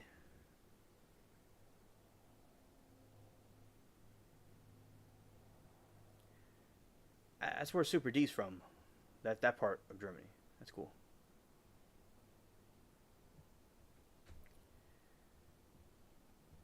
All right. So basically, I'm gonna be ending the stream. So, and I'll eat my dinner and watch Creature Feature. And basically, as I said before, we covered all the topics and talked about some extra things. So we'll be wrapping it up. And also, I am thankful for everybody coming. Happy New Year, even during this great time of sorrow. And basically, chat. We had some. I'm going to be doing a late night stream, very late tonight. I'll be. Sarah from Japan she'll be there.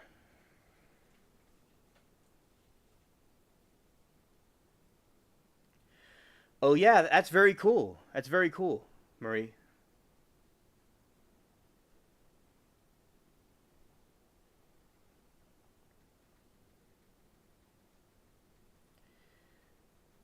Yeah, it's very cool, Marie. A shout out to you.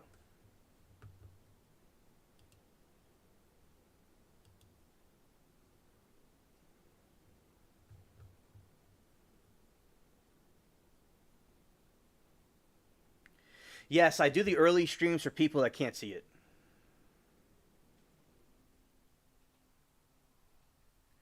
All right, so shout out to all of you. Thank you for coming. I'll see some of you at the Creature Feature one, and I'll be doing a late night stream. Thank you all for coming. This was an amazing stream. I appreciate every one of you, and peace.